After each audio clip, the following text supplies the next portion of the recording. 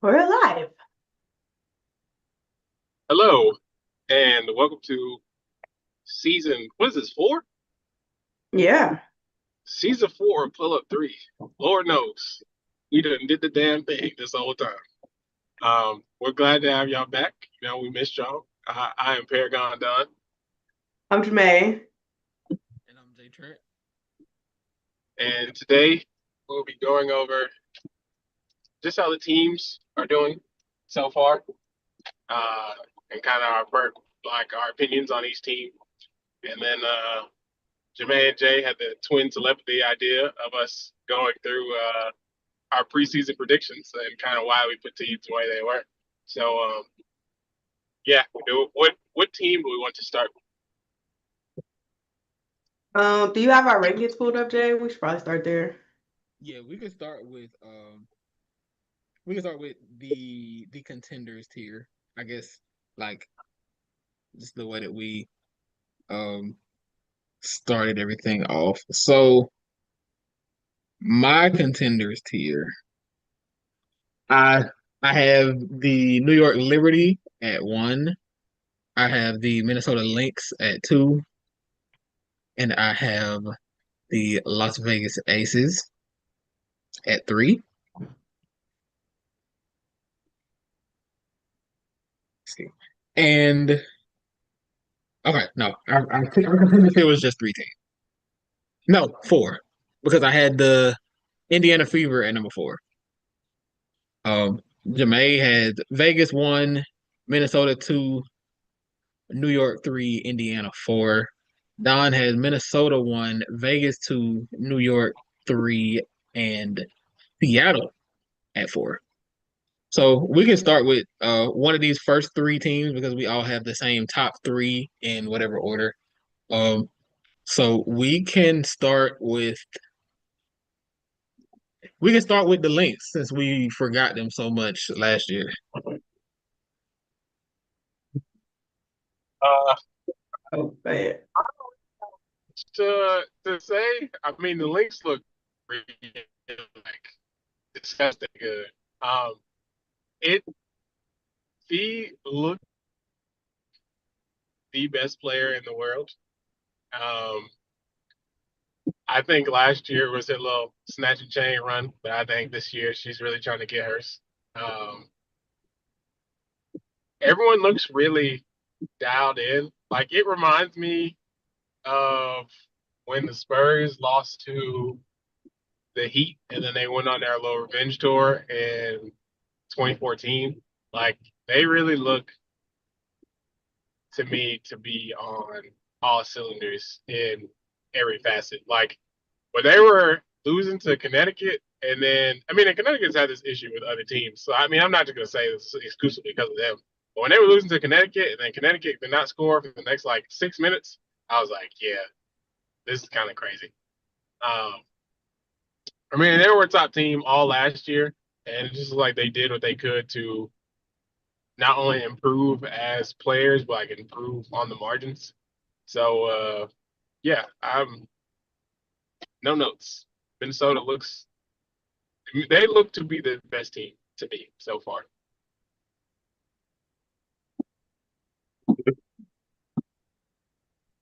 I So, go ahead. concur. I'm sorry. Oh, I was just gonna say, I of my contenders list, I could very easily put them as one. I could very easily see them being the number one. Yeah, it feels it's way too early to say. Like I don't want to like jump the gun or anything. It feels it feels like a rematch is on the way. Like these two teams appear to be head and shoulders above. Like there appears to be a break. It's like New York, Minnesota, and then there's a break before we get to anybody else. That's just the way that it appears so far. Now, um, the Lynx have played 5 games. The Liberty are playing their fifth game. So, of course, there's a lot of basketball to be played. But like Don said, they appear to be firing on all cylinders right now. And Nafisa Collier is playing at she's currently leading the league in scoring. She is averaging almost 30 points per game right now. Um, she was my pick to win MVP this year. And so I kind of expected her to open the season kind of with a chip on her shoulder. And she's done that to this point. But it's not just her. Um, the Minnesota defense just they've got great defensive personnel. I tweeted this a while back. I think it might have been their first or second game of the season. But when you've got Nafisa Collier and Atlanta Smith as your back line on defense, you are you're going to do a great job at limiting shots at the rim. And if you're forcing teams to take outside jumpers the entire game, you kind of live with that variance. And even then, they've got good defensive personnel on the perimeter. So, yeah, I Yeah, think don't forget Courtney Williams as DPOY. uh, Courtney Williams, who she did receive a DPOY vote last year. I love that for her. Not too much, like she said, but yeah, that I do think that they have some of the best defensive personnel in the league.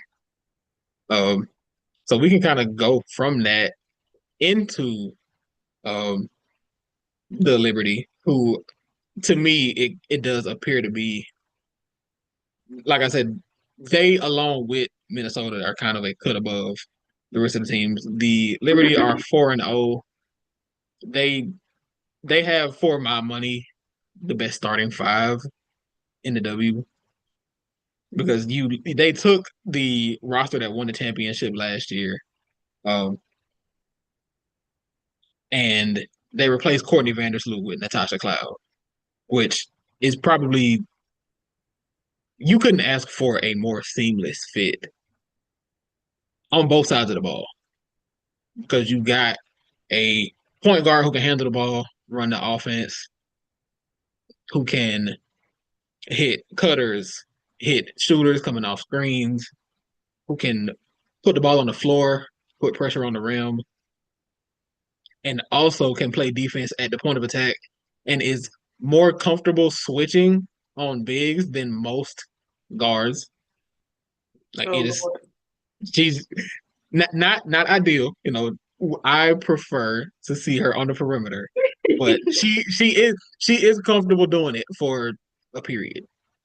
And I don't think you could ask for a better fit for what the Liberty are trying to do than Natasha Cloud, who did win um, Eastern Conference Player of the Week for the first week of the season, as did Nafisa Collier for the Western Conference. I just want to back up a little bit to the Lynx. The only other thing I want to say is Jessica Shepard. I know she missed last year, but I feel like she came back like she didn't miss any time. And Nikias is literally the funniest person in the world, because he put in his article this morning, or whatever he wrote it, that she's just pain and pivot, and that is the funniest thing in the world, because that's all she's doing. She's really working in the paint, so love that for her, and love that for my fantasy team. Cheryl, please put her back in the game. Thank you. To the Liberty, I will continue to be their biggest hater. I am not giving them any props for anything.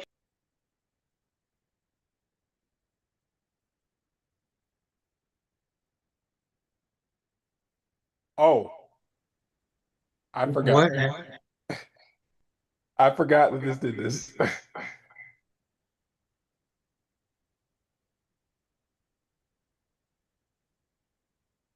I'm not Jamae. No, no, you're not.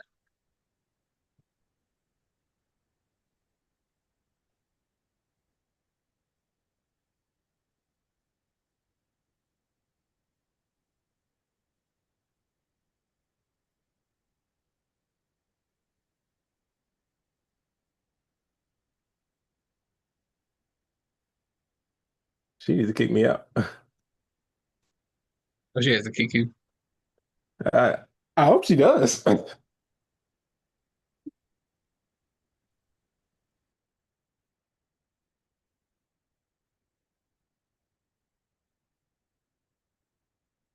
Damn. And I don't even know if her. Oh, it's still live on YouTube. Okay. Well, that just works.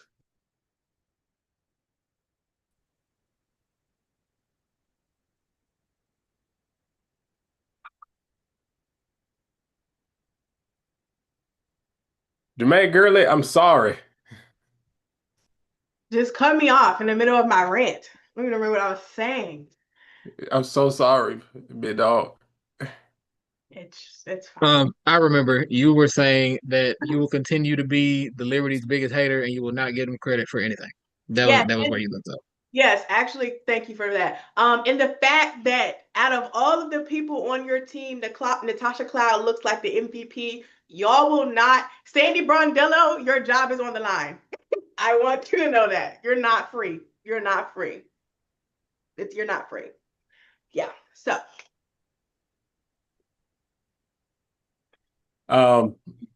I feel very silly at the moment. Only because I knew Liberty would be a top team, but and it's still early, so I have time for my statement for my predictions to not be silly. But I thought that, Stewie has looked a little older. Mainly people are getting older. And I just didn't think Natasha Cloud would hit like this. So I was like, I think the Aces will be better than them this year, at least in the regular season. And that just does not look accurate right now by any measure. Um, and this is more an indictment on the Aces than the Liberty. Um, No, but hold on yeah, though. I mean, I feel like the Liberty, like I feel like I'm gonna say they can't beat any other team confidently, but like the Aces are the only team that I'm for sure like, yeah, they're gonna wake up and be ready to play no matter what. Like I don't know, like right are now you? they're losing right now. I mean, JJ is out, but y'all are 42 and it's tied at 42 in the third quarter with the Golden State Valkyries. The Aces, Seattle just smoked the Aces boots. I don't know if them niggas be ready to Yeah. play. Yeah. I guess I don't know. Oh, this is not this wasn't really what a thing for the Aces, but I'm saying the Liberty, like I feel like they're really not they're only prepared to play the Aces, but they're like, you know how like LA, when it's time to play the Aces, like everybody on that bitch is an MVP. It feels like that the Liberty do that when it's time to play the Aces, which you're I get. saying, Those are their rivals. I get it. yeah, yeah. Jamae is saying that the uh the Liberty are here for the bright lights and the bright lights only. Um, which I mean is a fine thing to do, when you're defending champions.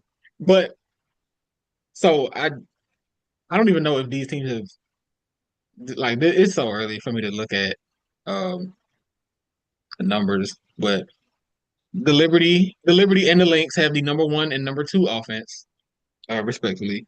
Respectively, sorry. The Liberty have the number one defense. Minnesota has the number seven defense, but it's like the margins are so small. Like the seventh defense could be the fourth defense tomorrow. So like it's not that big of a deal. Sammy says Natasha Cloud has cleaned up a lot of New York's foolishness. She plays hard and has no quit. Absolutely. Yeah, she's really the perfect fit. If Like yeah, she if I wasn't a Liberty hater, I would say she's perfect for them. But I am, so I can't say that. And she's gotten a little lately, so I can't give her too much. I can't give her too much. Sammy says Yeah, he's not a Sandy Brondello believer. Exactly. Um, Exactly. well, so Mhm. here's the thing, guys. I kind of have to I have to stick my neck out a little bit because I picked Sandy to be my coach of the year, and it wasn't because I thought that she Minute, was the come best. on. Listen. Okay, so it's not because I think she's the best coach in the W. I think Cheryl Reeve is the best coach, but Cheryl won it last year, and I felt like the Liberty would be far and away the best team.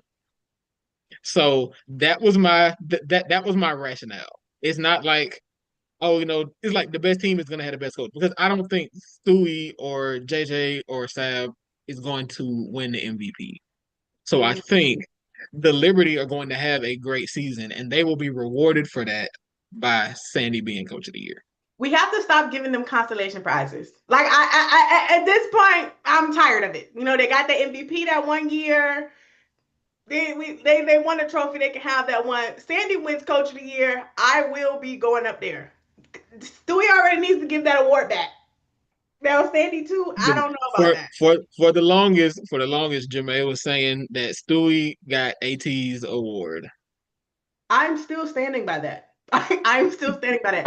I'm fine with that. I also agree with that. To be honest, I forgot who I put for Coach of the Year. I'm looking. You actually put Mr. Chris. The nigga from the Wings? You did. Oh. Yes. No, hold on. That might pay you dividends though. That might pay you. It can. You do need a little time. I believe in them still. If they make a crazy turnaround, and my prediction is correct, I think he can get it. Now I don't want to jump the gun on that too quick, because I know we have to get to them. The Wings are fourth in the offense so far, and that's with Enrique not even really playing good. Yeah. Now Enrique had a great game. This last game that they played, they had their first win. Enrique and Paige combined for 40 points, I believe. Mm-hmm. Like they did their thing, and Enrique got really hot in the second half. So I do think there's something to be worked on there. But continuing with our contenders tier, we can go to the third team that we got, which is the Las Vegas Aces. Whoa! And Sammy in the chat says, I am scared for my Aces. So let's get into it. We'll let Don go first. What has worried you to this point about the Aces play? Because everybody looked kind of stank, except Asia. And it really looks. Hold on. I'm gonna stop you there because she looked crazy. So no.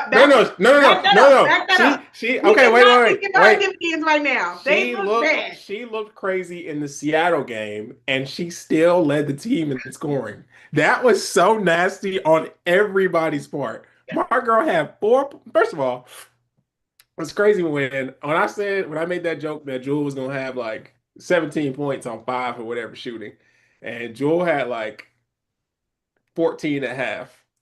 I was like, I just don't. He was hooping.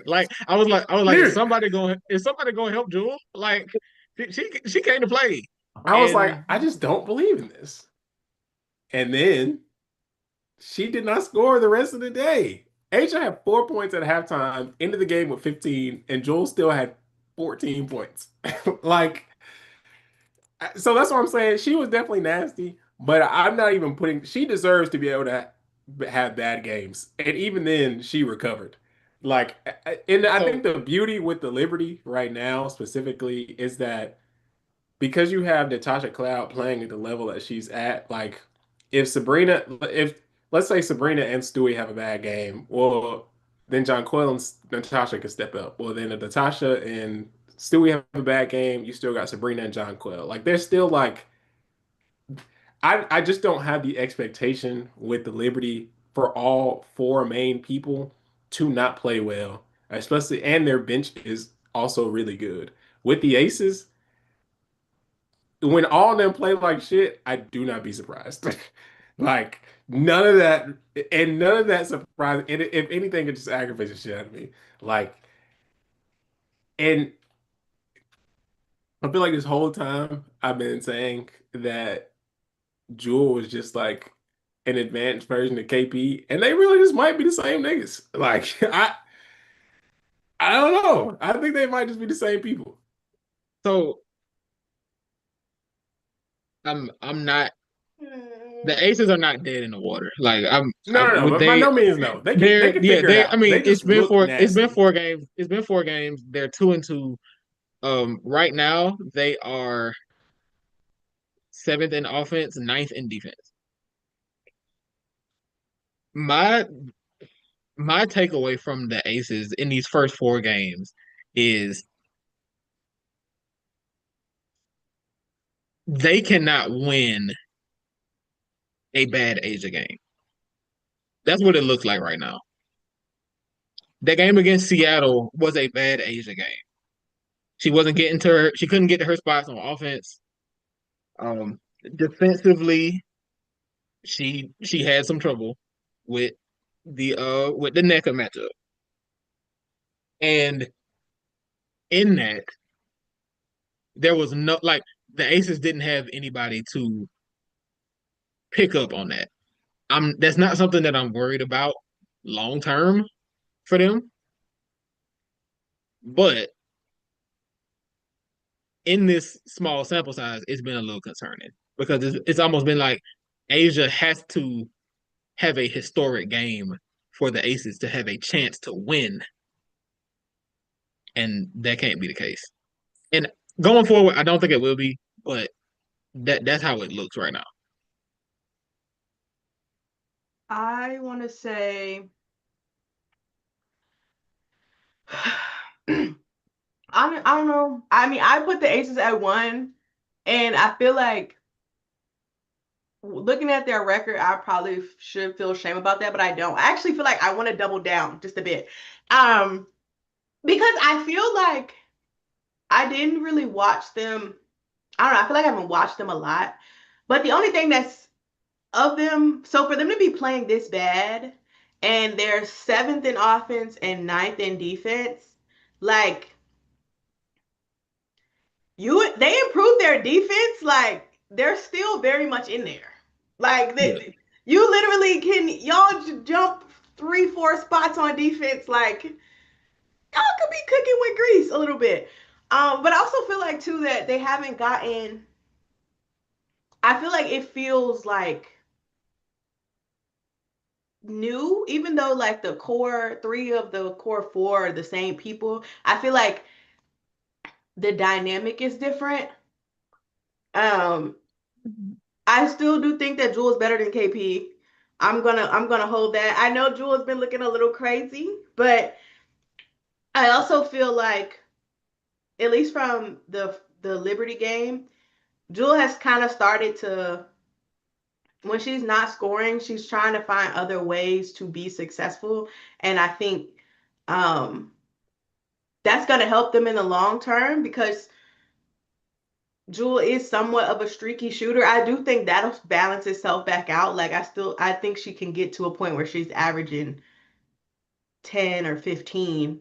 And then she'll have her highs of 20 and or the 30s and 40s or whatever.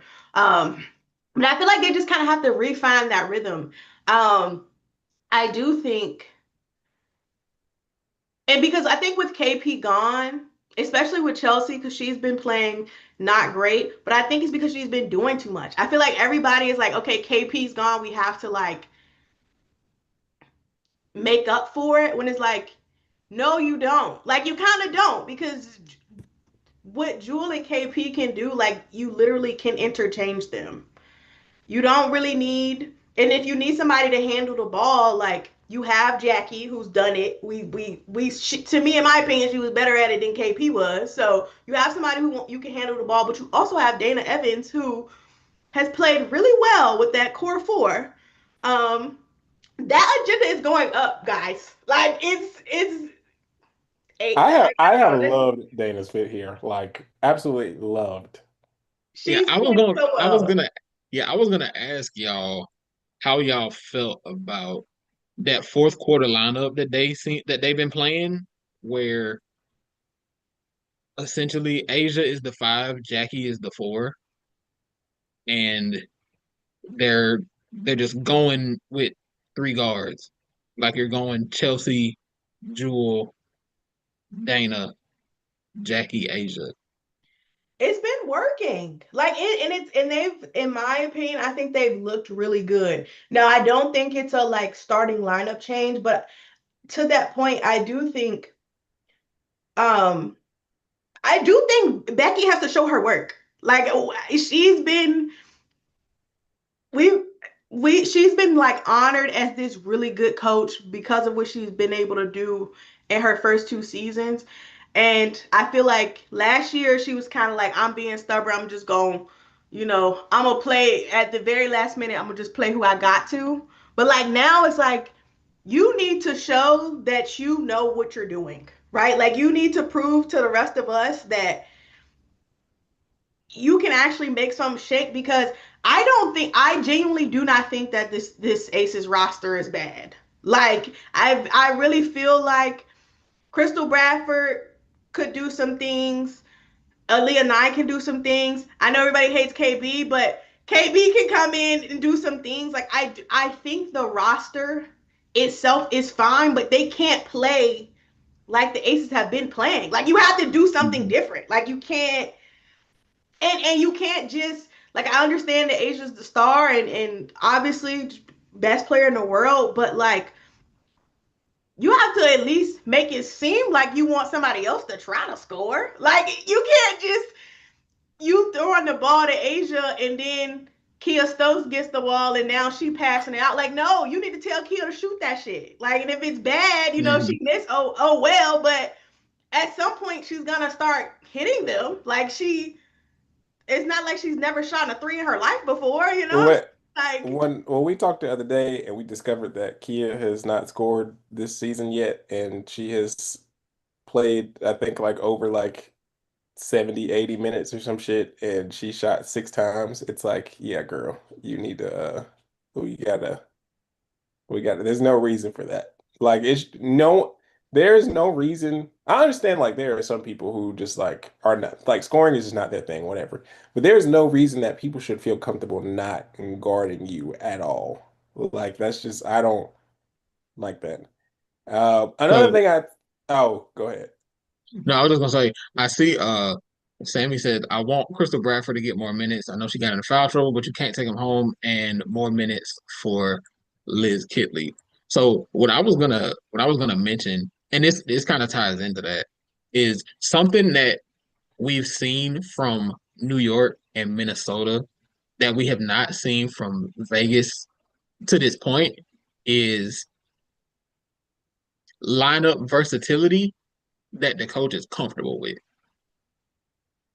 Like the Liberty are okay with playing small. Like they've been they've had games where like even right now, Niara is out in this game and JJ is out. So they started Stewie at the 5. They started Leone Phoebus at the 4. And they were saying, okay, well, we're going to have to draw up different looks in this game. And with Minnesota, of course, you got Jessica Shepard, you got Alana Smith, and Nafisa Collier, who is a Swiss Army knife. Like she can play whatever position essentially. With the Aces so far, it feels like it's not like it. You can't consider it lineup versatility if you're not comfortable with the way the lineup looks, and that's how I feel watching Aces to this point. And I don't think that's a permanent thing. I think it's something that'll change. But I was gonna ask,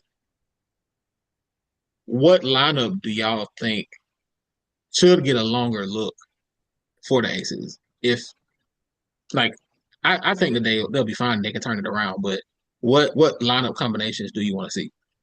I want to see more Asia and Liz. To me, I love Kia and what she gives on defensive end and all this other stuff. But is we not defending regardless? If we not going to defend regardless, I need someone next to Asia that is willing to score. Like need at least for a little bit at a time. It don't have to be all game. She don't have to be in the starting lineup. But I need her to see that a little bit. Dana has worked great, so I like it. Um, uh, Aliyah I would definitely like to see a little more of. Um, but yeah, I don't know. I think there are. It's like we talked about this a little last year. It's like you don't want to change too much because just because something hasn't really because they've won 2 games, so it's not like it doesn't work at all. And then the game against the Liberty was pretty damn close, so it's like not like it doesn't work at all. It just hasn't worked to the extent they probably wanted it to, but it's a long season, so there's more to go. So I don't know. We'll just have to see what Becky does. I also have no numbers to prove this, but I feel like we are a very jump shooty team, and I don't really like that. Yeah. And that could not be true, but it just seems like eye test wise, it seems like everyone shoots a lot of jumpers. Like Jackie's whole, I feel like, Asia has her elite mid range and like she'll get to that basket when she needs to. Jackie is extremely strong, and it seems like she relies a lot more on her pull-up jumper now. I would really like to see her get to the basket more. And like Chelsea and Jewel just they are jump shooters, like specifically.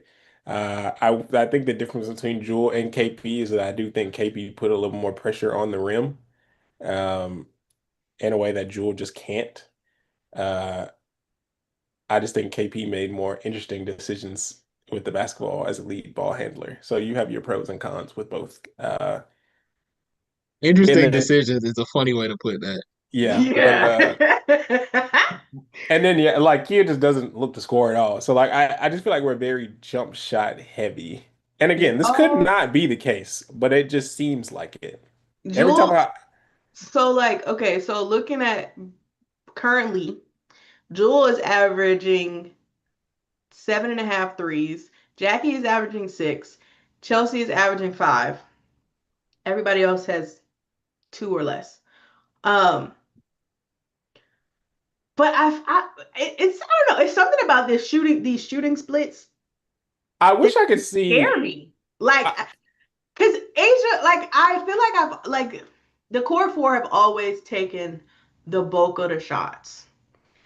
But something about Asia, like Asia's at 15, Jackie's at 13, Jules at 12, and Chelsea is at 11. Like, I don't know. Like, that's your whole game right there. Like, to the lineup versatility point, like if Asia is taking 15 shots in a game, bro, like no who else is getting the ball? Again, and I don't think that necessarily means that we want Asia to shoot less. But like, I don't know, it's something about this that just feels like kind of off. And I don't know. And I don't know. Let me look at Chelsea's specifically because I feel like that's a lot of shots. And maybe Asia was just more efficient. Like still a small sample size. And maybe Asia was just like more efficient, so it was hiding it. But okay, I done found some numbers on Basketball Reference. So um out of percentage of field goal so far during the season, again, this has been a very short season, so this can very well not hold up. Percentage of field goals that are 2-point field goal attempts. The Aces are ninth, and 0.59% of their shots are 2-point shots, which is one thing. But they are 12th out of 13 teams in field goal attempts that are 0 to 3 feet from the basket at point 12. The only other team that is lower is the Golden State Valkyries. 0.08% of their shots are uh, At the rim. basically at the rim. Yeah. Um, So what so it sounds like y'all take a lot of jumpers. Also, something yes, that we take the third most shots from uh, 3 to 10 feet from the basket. okay, like that floater range to like it's like floater range to like short mid range. Yes. That's what the 3 to 10 feet. That's what I think of. So also something else that I saw. This is kind of this is anecdotal. This has always been the Aces thing. So maybe this is something that might need to be tweaked. The Aces always rank near the bottom of the league in assist rate. So that means a high percentage of the Aces shots are self-created. Do you think a bigger emphasis on ball movement could help the offense? Yeah. But also, do we have the players for that? No, that's Like, the and that's no, that's your problem right there. Because you're telling that idea means that you don't want everybody to shoot the ball, and you cannot play like that. That's why they fucking stink now. Like, no. that's why they're No, no, bad. no. I mean, I'm not no, saying they're that. bad, but that's the point that because I think a 4 out, like the pretty much everybody with Asia in the paint. I think everybody on your team should be like it should like has in my mind, except maybe Liz Kitley. She's the only person that I'm like I don't know about her, but everybody in my opinion has probably and Tiffany Mitchell. She's not a 3-point shooter either, but she ain't really got no burn yet either. But everybody else in my mind has a strong enough three ball to where you should be okay if Asia kicks it out to Kia in the corner and she's wide open. Kia has to take that shot. KB has to take that shot. Aliyah has to take that shot.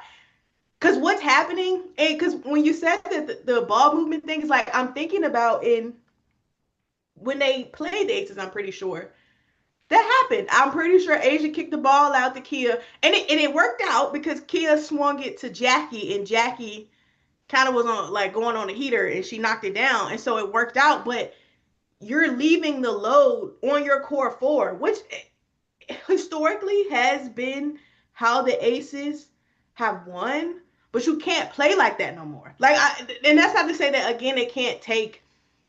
You don't want them taking less shots, but everybody else needs to take more. So y'all either need to speed the offense up a little bit, or maybe somebody got to take one shot less a game. Like I don't know. I feel like though you have to be okay with KB taking a transition three. Like, you know what I'm saying? Like, that has happened this year already, and people have got on the internet and be like, why the fuck would she take that shot? Well, she's fucking open. So I would hope that, like, she she would take she the has to shot. take it. She's on the The floor. Contribute, sister. Like, the KB let's do complaints something. have gotten to a point that I can't be a part of anymore. Like, as much as I've advocated for, I think someone else should take a flyer on her. I think people are taking this to a degree that is not it's OD. She's obviously a ball player in some capacity. It's just a matter of like where she fits at. So I think my only it's not even that I was saying that like I don't want people to shoot. I'm thinking of I think in a pass heavy offense, you really have to have players who excel at read and react, and that's what I'm questioning. Who processes getting people open or like making that right read that fast besides Chelsea. Like I think Jackie has improved. I think Asia has improved because she gets doubled. Like I think when Asia gets doubled, she understands where she needs to throw the ball to. But I think like if we're swinging the ball on the perimeter, someone drives, kicks it out, next person drive, kicks it out. It's like I don't know if everyone has that cohesiveness like that. I think somewhere that ball is going to stop because someone does not know where they need to do. And so that is my concern. I think Kia, of the people on this roster, Kia, the people I would not trust to be like driving to the basket and kicking it out are Kia. I'm concerned about Kitley. Mm. And those two are the only two that I'm like really concerned about. Everybody else, actually, I don't know if Tiffany Mitchell is a driving kicker either. She can drive, but she can drive and kick. She Yeah, can drive.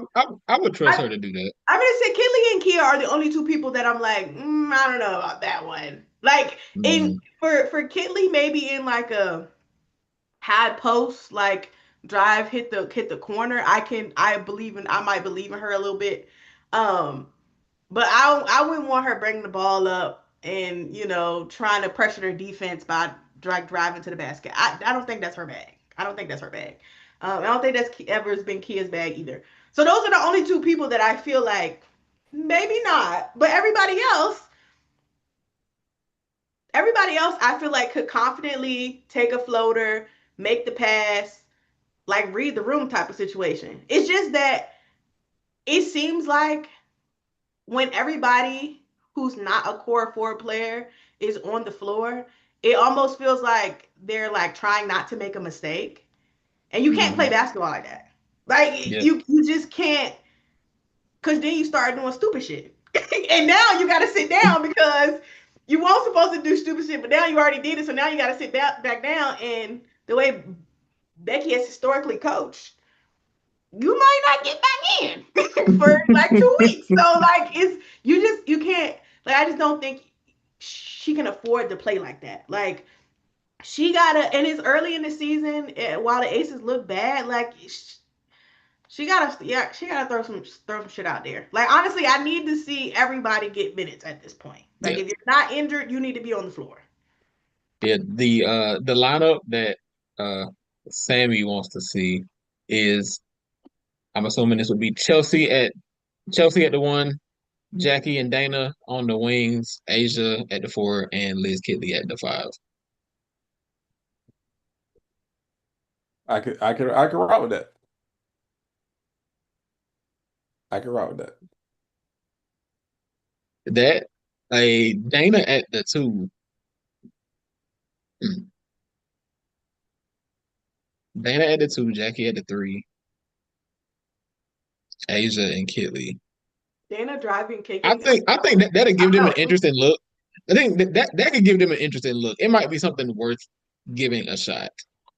I need to run that in 2K and see what that look like. I mean, and then talk to Becky. Um, but yeah, that is my rant on the Aces.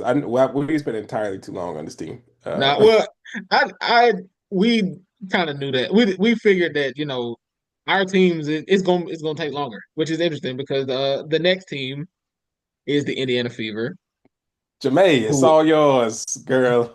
Bro. who are currently they are currently 2-3. The The real quick, the Fever are currently sixth in offense and third in defense. Wow. So yeah, much to think about. Caitlin Clark is currently injured. She will be out for at least 2 weeks. But Jamae, the floor is yours. Stephanie White, don't piss me off. I already didn't believe in you. I did not want you in my vicinity, but they hired your ass anyway. Don't piss me off, bro. I already knew the game. The Mystics game was some bullshit when I saw that Aliyah only had 5 attempts. But then when I went back and I put my eyes on the fucking 5 attempts she got, I was like, are we being for real right now? Y'all let Natasha Howard went 4-8 in the first quarter. And then she only got 2 touches after that. I was like, put it on. Kelsey Mitchell. You know what? Kelsey Mitchell didn't even play bad. She didn't even play bad. Until the third quarter, then she started pissing me off a little bit. Um,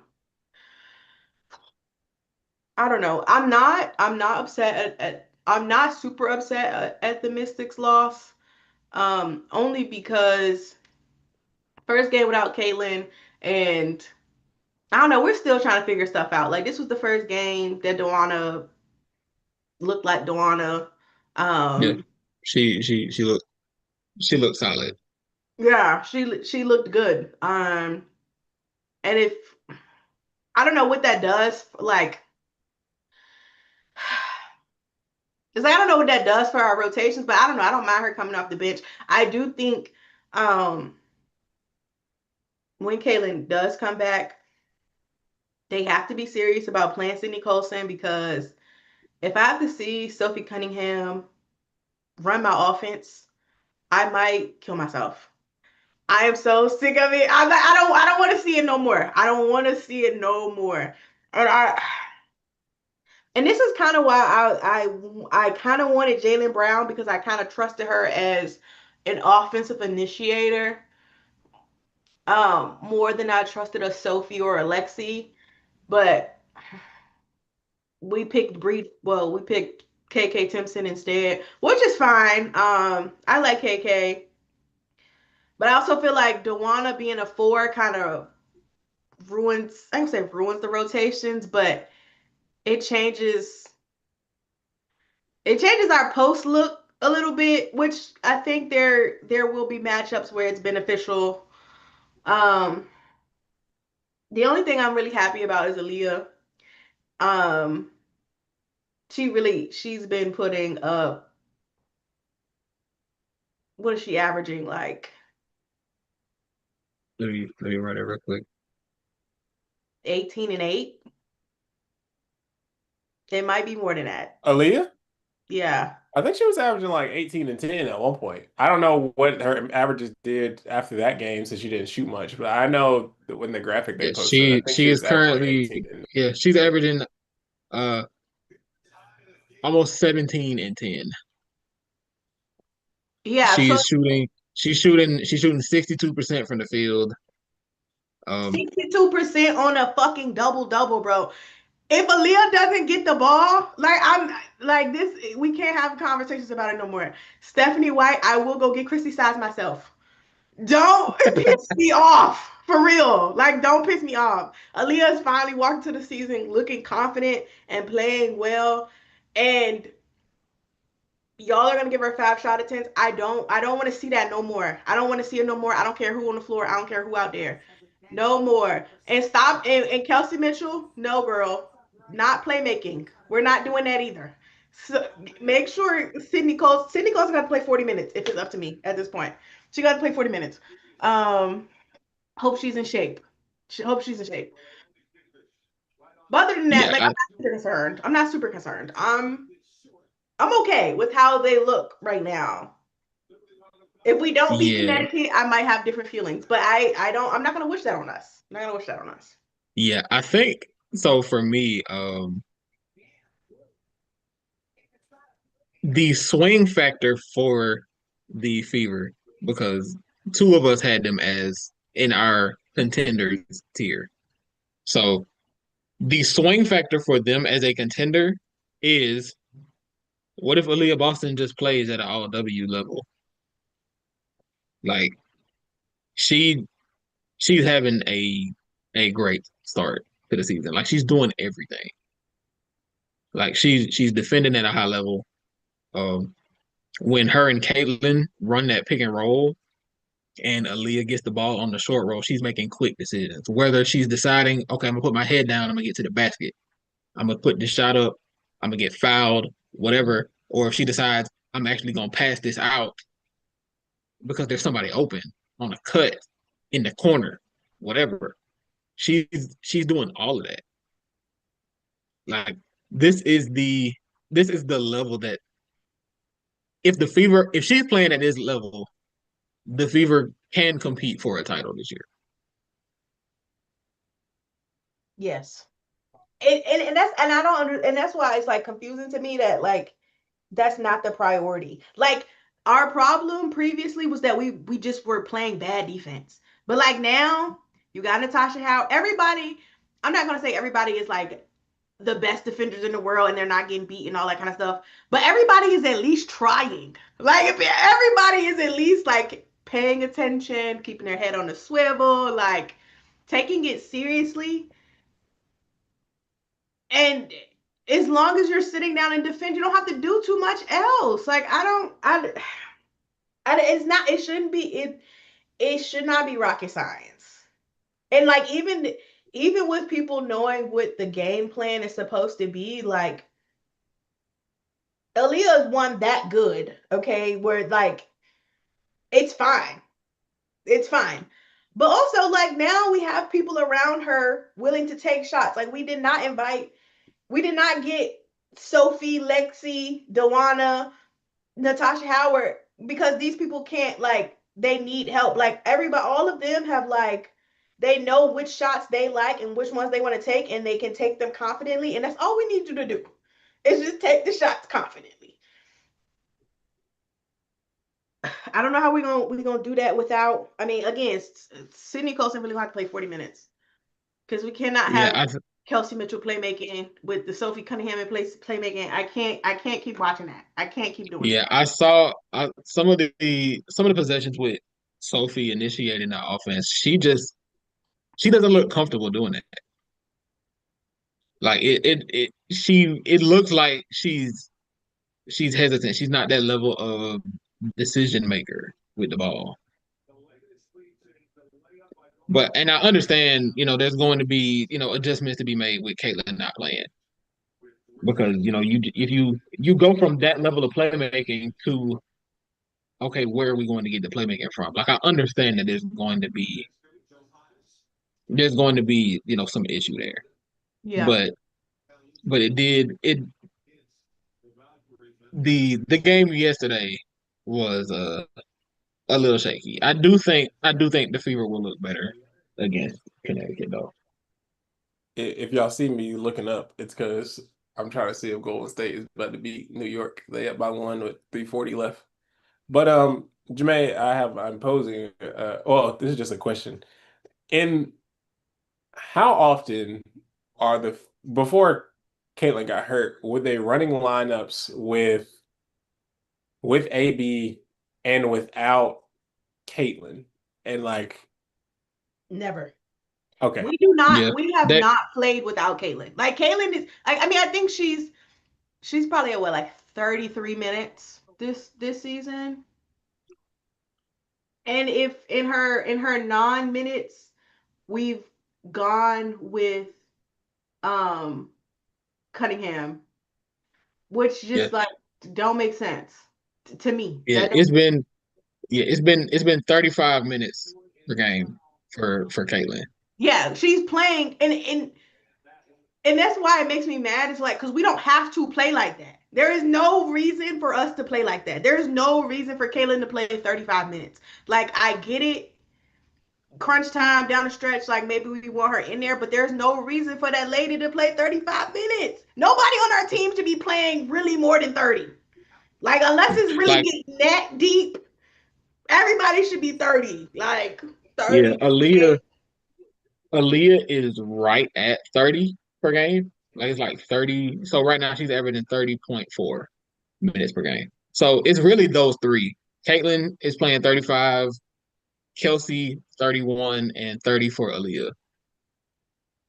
And what made me ask is it seems like they weren't prepared for Caitlin to miss time in any capacity. And so now that she has, it's like they're unsure of what their offense is going to be like at all. Like, because to me, I mean, you would think that like, okay, well, Caitlin is out. So now we're going to primarily put this in the hands of our next best player, which is AB. But it just seems like that, of course, did not happen in the next game. And it very well could change. Like, well, it's because the hierarchy is really, when Caitlin's on the floor, I feel like her and Aliyah play like tandem. If Caitlin ain't got it going, she will cede to Aliyah. Like, she's like, look, you get the ball, you do what you gonna do. But without Caitlin, it becomes Kelsey Mitchell.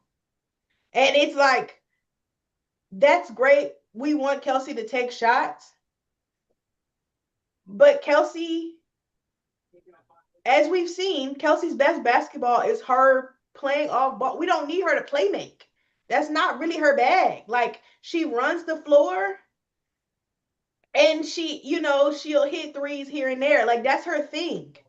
But like without a ball handler on the floor, they're expecting Kelsey to initiate a little bit more, or to drive a little bit more, and just to do too much.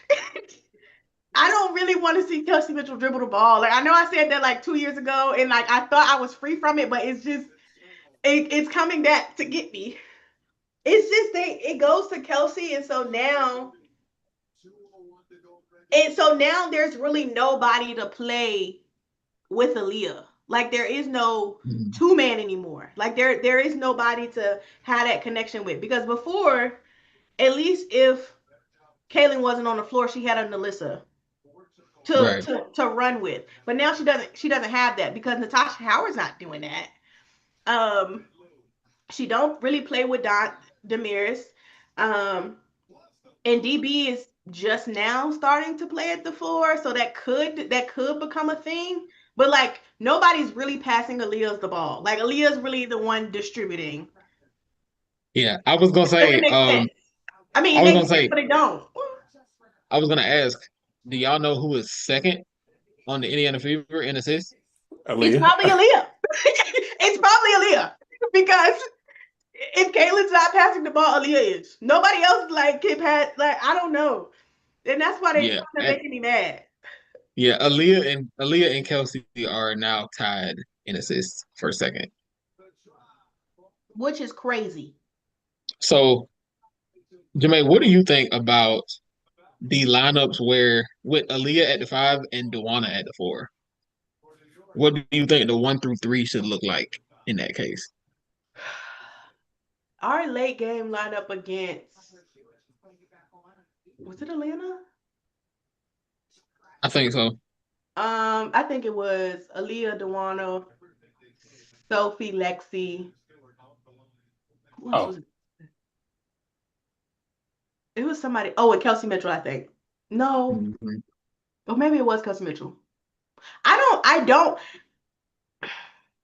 In the late game, that lineup worked. Um, but easily swapping like a Kaylin for a Sophie, or I don't know why she's obsessed with putting Lexi and Sophie together either. I kind of get it, but I kind of don't. I I think think those two. I feel like if those two are going to play together, you have to have Caitlin out there because they're yeah, kind of they're kind of the wings where if Caitlin's running the offense and you got them on the wings and they're spotting up yes, offensively at least. yes. Like That I works think with I think them. having right. I think having Lexi and Sophie on the wing works if Caitlin is in the game. If she's not, you kind of need more rim pressure from somewhere. Yeah, and I think they went with that defensively because you like I guess they're our better perimeter defenders, and then you kind of get the rim protection with Aliyah and Dewana, a little bit. So, um, defensively it works. It's just like offensively, are y'all gonna get the ball inside? I don't know about that, and and because then they started to make Aliyah get the rebound and put back. And it's like, no, you're wasting her talent. Like, you're wasting her talent. It doesn't have to play like that. Let Tawana do that, but Aliyah should not be playing like that. I don't like that. So I don't know. I do think the shooting is better, the defense is better, but and you're not gonna play Cindy Colson, who like I feel like is the only person who like thinking about that Mystics game yesterday. I feel like she was the only person trying to get the ball inside. Mhm. And two, I just so much of it so feels like Aliyah has to initiate her own thing, and like when her and Kaden playing together, like yeah, she does the pick and roll or whatever. But if Aaliyah's posted up somewhere, Caitlin gonna get her the ball at the very least. So I don't know. They're gonna have to figure that out. They're gonna have to figure that out. Yeah, I agree. I think Indiana's gonna be fine as long as, health permitting and like as long as their core who more than anything, I think it'll be okay. Um Next we have the Seattle Storm. Man, who gonna go with that? Because Don has them ranked number 4. When did he know? I had When did he know? Don has them ranked number 4. I had them ranked 5th, and Jamae had them 6th. So yeah, they are currently 5th in defense. Really? And they are 5th in defense, and they are 9th in offense, which I do think adds up. I do think that matches with what I've seen so far. Mhm. Nneka Nwumeke has been incredible. Skylar Diggins is averaging a career high in assists. Um, they have some of the best defensive personnel, especially on the interior. Like a front court rotation consisting of Nneka Nwumeke, Ezzy McMagor, ALLISHA Clark, Dominique Malonga. Like they have so much size and rim protection and potential switch ability. That is going to be a very difficult team to score on. And they gave Las Vegas fits the other day. Boy. And going into the season, Ezzy McMagor was my DPOY pick. I'm sticking by that. I think they're currently 3-2, and they have the formula for a team that can make a deep run. I wonder how they find their offense every night. They don't have a lot of shooting, so that's something that I wonder when it comes to them. But I'm impressed so far. Erica Wheeler, Zaya Cook, come on fucking down. Okay. Erica Wheeler earning your paycheck. This is really what she's done in Seattle. It's only been 2 games, but what she's done in Seattle has earned all of her check in Indiana. She's earned her money already. And I feel like they're probably not going to start her because ALLISHA Clark being in the starting lineup has not moved me. I don't know what ALLISHA Clark got going on, but she need to find it. She need to find it. I watched her last season. I could have told you that was not the move. Well, that's what I'm saying. She doesn't play good basketball when she's a starter. Like, what's wrong with her? I don't know. I don't like it.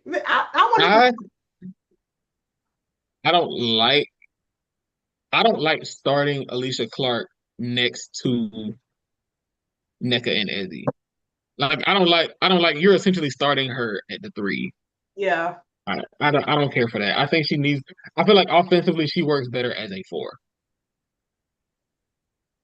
That's probably defensively too, now that I think about it. Yeah. Yeah. That's a good point. And that's what I feel like like putting Erica in the starting lineup next to Skylar, because her and Skylar have surprisingly played really well. Although Erica has played like her and Zaya, watching them play, like them two actually holding their own against the Lynx the other day, I was like, wow, look at Noelle beating the not playing her bitch allegations. Like that's what I like to see, girl. And two, I feel like Leah Rue is good, fine player. But I would almost like want ALLISHA Clark to be the first person off the bench. Yeah, I think I would prefer that. I think she would do. I think she would do a lot better. And I don't know if she's gonna make that change, but I feel like if there's one to come, that's the direction we're doing. And I do think the shooting will come too, because I think Zaya eventually will like settle into to like taking her shot. I mean, she historically is more of a driver, but I feel like she's gotten a little bit more confident in shooting the three. Um, Ezzy, my sister, I love you so much, but I need you to be for real on the offensive end. I don't know what you got going on either, but we got to figure that out. You cannot go out like that. You cannot how you went out Yeah, like I that. yeah, I'm looking like they got so many injuries to their wings. Like I think I think it would be more fitting for Seattle to if you're not gonna start if you're not gonna start Erica Wheeler, um,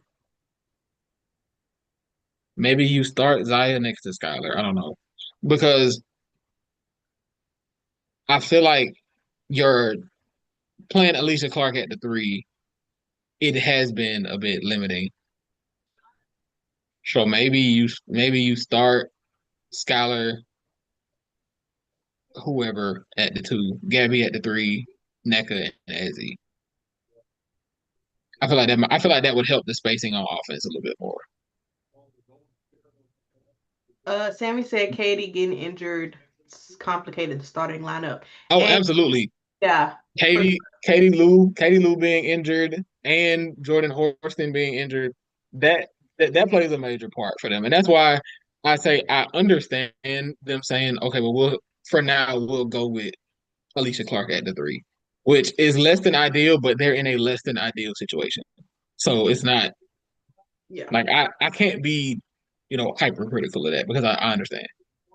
But I do like it somewhat feels like it's kind of working. Like it's I mean, honestly, outside of their first game, which honestly I'm not gonna even really include into their subset of data because I don't think everybody showed up to work that day. It was just Skylar who showed up to work that day. So I don't really want to count that against them as a group. Skylar and NECA, I think, were the only two who were like, yeah, we're gonna clock in. Nobody else was there. So I don't really want to count that against them. Um, so I think it's somewhat working. I do really wish they had a healthy Jordan Horston on this team, but I don't know. I kind of like the vibes, and it feels like it also doesn't feel like they're doing like obviously NECA and Skylar scoring a lot more is they're a little older, so that longevity terms that could be concerning. But I don't know. I feel like it feels sustainable in a way. Especially since it feels like Skylar's been playing a little bit off ball more, which I think has helped a lot with her, Notre Dame shooting syndrome. I like my sister is almost shooting 50% on true shooting. Like she's beating the Yeah. Gene. Yeah, the connective playmaking for Gabby has been very helpful for them too, because Sammy says Gabby's gonna have to play like France Gabby. That's true. Funny enough, Gabby is leading the team in minutes. She's playing 35 minutes a game, and she's averaging not quite 13 points, but close to it. Uh, let's just say 13, 4, and 4 for Gabby. And the connective playmaking because Skylar is averaging 7.6 assists, which is a career high for her, I believe. And is the ability for them to get their teammates involved, I think is going to pay dividends for that offense eventually. Um, they're going to have to start hitting more outside shots. Yeah. Alicia Clark is shooting 42% from three, but she's not. It's low volume. She's taking less than two a game. Gabby is shooting the three very well. She's shooting 45% from three and near 44% for Skylar. Ezzy has yet to make a three. And that's where she concerns me, sister. Please, I please just Do something. Yeah, I Izzy think has yet she's to like, make a three. NECA is shooting about 31% from three. I'm not worried about NECA because NECA is going to find a way to get hers anyway. yeah. Um, so they got two 18-point per game scorers right now. The offense is just the big question mark for me. I just want to know how they get to their offense night in and night out. But the defense, I have no concerns. I too think, um, I do think shooting come, but I also think that Dominique Malunga will be. I think she's gonna come along mid-season. She did like a turnaround fader when they played the Mercury, I think. And Yeah, I it was was like, okay, girl. Okay. Who do you think you are? Like, you played 3 minutes now. Hold on. But she did it. The first game she played, she looked crazy. I ain't even gonna lie. She looked crazy. I was like, sit her down, Noelle. But when she did that the other day, I was like, oh, now you see the vision over there. I see what's happening. We're ready. So I think that'll help them too. I mean, it's that's I don't think she really stretches the floor, but um you never turn down paint scoring. So mhm. I'm very glad that y'all had a legitimate analysis for Seattle because none of my predictions for them were based on any type of uh rhyme or reason other than addition by subtraction and vibes. And I just felt like it was just very obvious that the vibes are not right last year. And when the vibes are right, it boosts the team so much. And I just knew that team was just going, I just felt like that team was just going to get right without that there, especially Skylar. And on top of that, what I texted y'all earlier, Skylar got rid of that nigga. She dropped that Smith from her name, having the best season of her year. What that tell you? So I No, Naked don't age. Skylar got rid of her man. They got a and now I feel like Gabby's back full time. Like I just feel like things have opened up. Like Gabby really is like their Norman Powell. no. Sammy just said that Gabby was trying to set Dominique up to dunk on Asia. Let's keep it cute. that's extremely funny. Extremely funny. I didn't even cut that game on because I was like, I don't need to see the aces like that. I don't need to see them like that. I watched them a little bit and I was like, Cree was going through it. I was like, appreciate you, buddy. I'll turn this off right now. I got a reason. Appreciate it, big dog. So, yeah, shout out to my dog because I need to turn that off. But yeah, I think there were just so many things that Seattle was coming off of, and now they're really getting into fruition. This is like they've had a full year with this team for real, and a full healthy off season for everybody, and it's just like I really felt like they are like a dark horse finals contender for me. I feel like Jay said, it's looking basically like it's going to be the Liberty and the Lynx. But if Seattle can ruin if anybody can ruin anybody's expectations of that, it's Seattle. Seattle just has the personnel to just make the game muddy. It, Like it it's if that should get muddy, it's gonna get great. It's like anybody can get this. The thing about the Aces is that I don't think they can get muddy. Not right now. Not right now. Maybe by the end of the season. But Seattle, if we got to scrap and claw for shot, they already be scrapping and clawing for points. So if y'all got to scrap and claw for points too, shit, it's not. it's like, it don't matter if we scoring or not, or you gonna score. That Minnesota game, I was like, Like, girl. we gonna make your day worse. And this is how we act all the time. This ain't new. But you used to scoring. All right, Will, you're not gonna like what's coming up. And you gotta play us 5 times. You're not gonna like this. Neither one of us are gonna have a good time, and I'll make sure of it. Screaming. So the next team on the agenda is the Atlanta Dream. It's all you, big dog.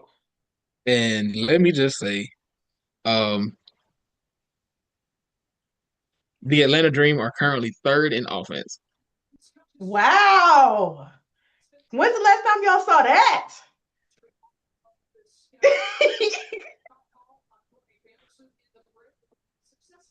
Matter of fact, let me look at that. Let me look at that. Why you look at that? I just want to say, ALLISHA Gray looks fantastic. Like, Bro. No, she's been phenomenal. My goodness.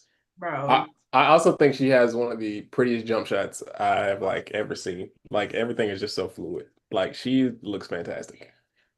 I They said mean, she's the only player lefty supremacy, Literally. amongst other things. They said Let's she's the see. only player averaging 20 points, 5 rebounds, and 5 assists. And I'm And like, 5, yeah. ALLISHA Gray, ALLISHA Gray is averaging 5 assists, bro. Like, Nah, has this ever she's happened?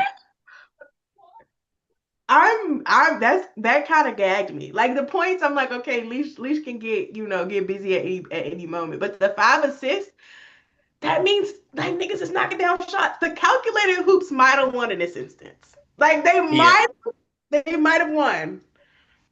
Just this for y'all though, because it's not really working for nobody else. But for y'all, it's working. So, but see, the thing is, there's going to be growing pains, and there's going to be games where the Dream take a lot of threes and don't make them, and it's gonna look real ugly. Like that's going to happen at some point. But the way that the offense has looked so far, it's at least it feels like everybody's getting their shot. Everybody's getting a chance to get their shot. Now, yeah. I cannot wait to see what this offense looks like when Jordan Canada finally plays. Like I can't wait to see what she looks like. I barely got to see her in the preseason.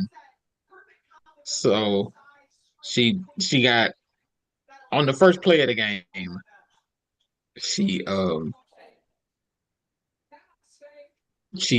got injured. Thankfully, it's not a long-term injury, and she will return fairly soon, hopefully. So I just did some digging.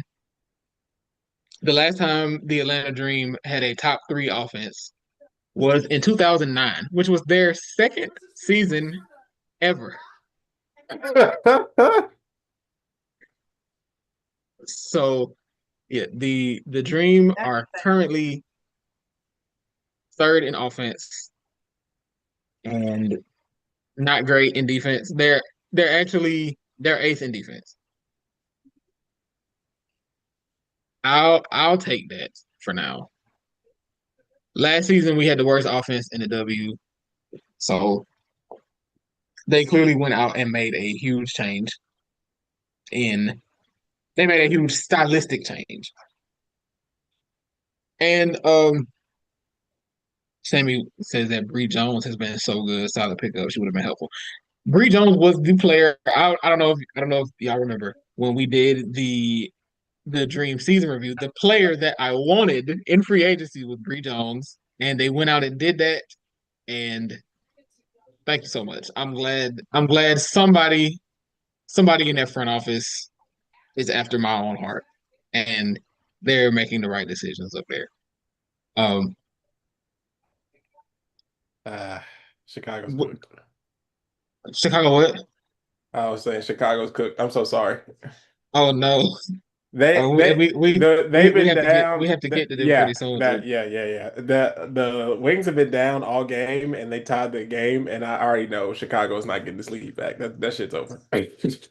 But my apologies. I'm glad it's okay. the Atlanta front office is listening to a reasonable man. So,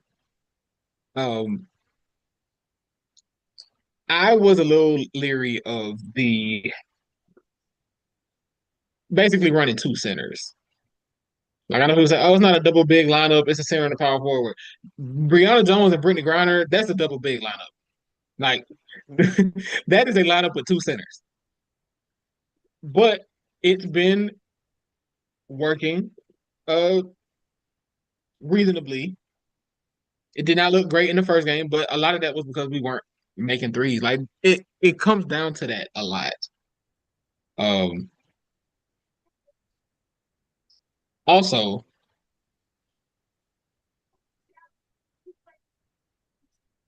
what Rhyne Howard has showed to me so far this season on the defensive end, that means a lot to me. Like the defensively, she's always been a good defender. Like she's always shown that she can be a good defender. She stepped it up in terms of on the ball, off the ball, taking tougher matchups. When we played Indiana, she had the Caitlin Clark assignment for a decent chunk of the game, and she was up for that. She's just even the off ball when it comes to playing the passing lane, getting steals, blocking shots, everything. Fighting over screens, like the small stuff. Like she's been doing it all defensively. Offensively, her shot has not fallen at the clip that I would hope. I'm not worried though. I think some of that is she's being asked offensively to do a lot of initiating on offense because JC is out, and we had that stretch where Tahina was out, and without a point guard, essentially, you're kind of cycling through the on-ball reps. Like Ryan getting some on-ball reps, Leash get some, Shatori get some, Maya Caldwell. Like we don't have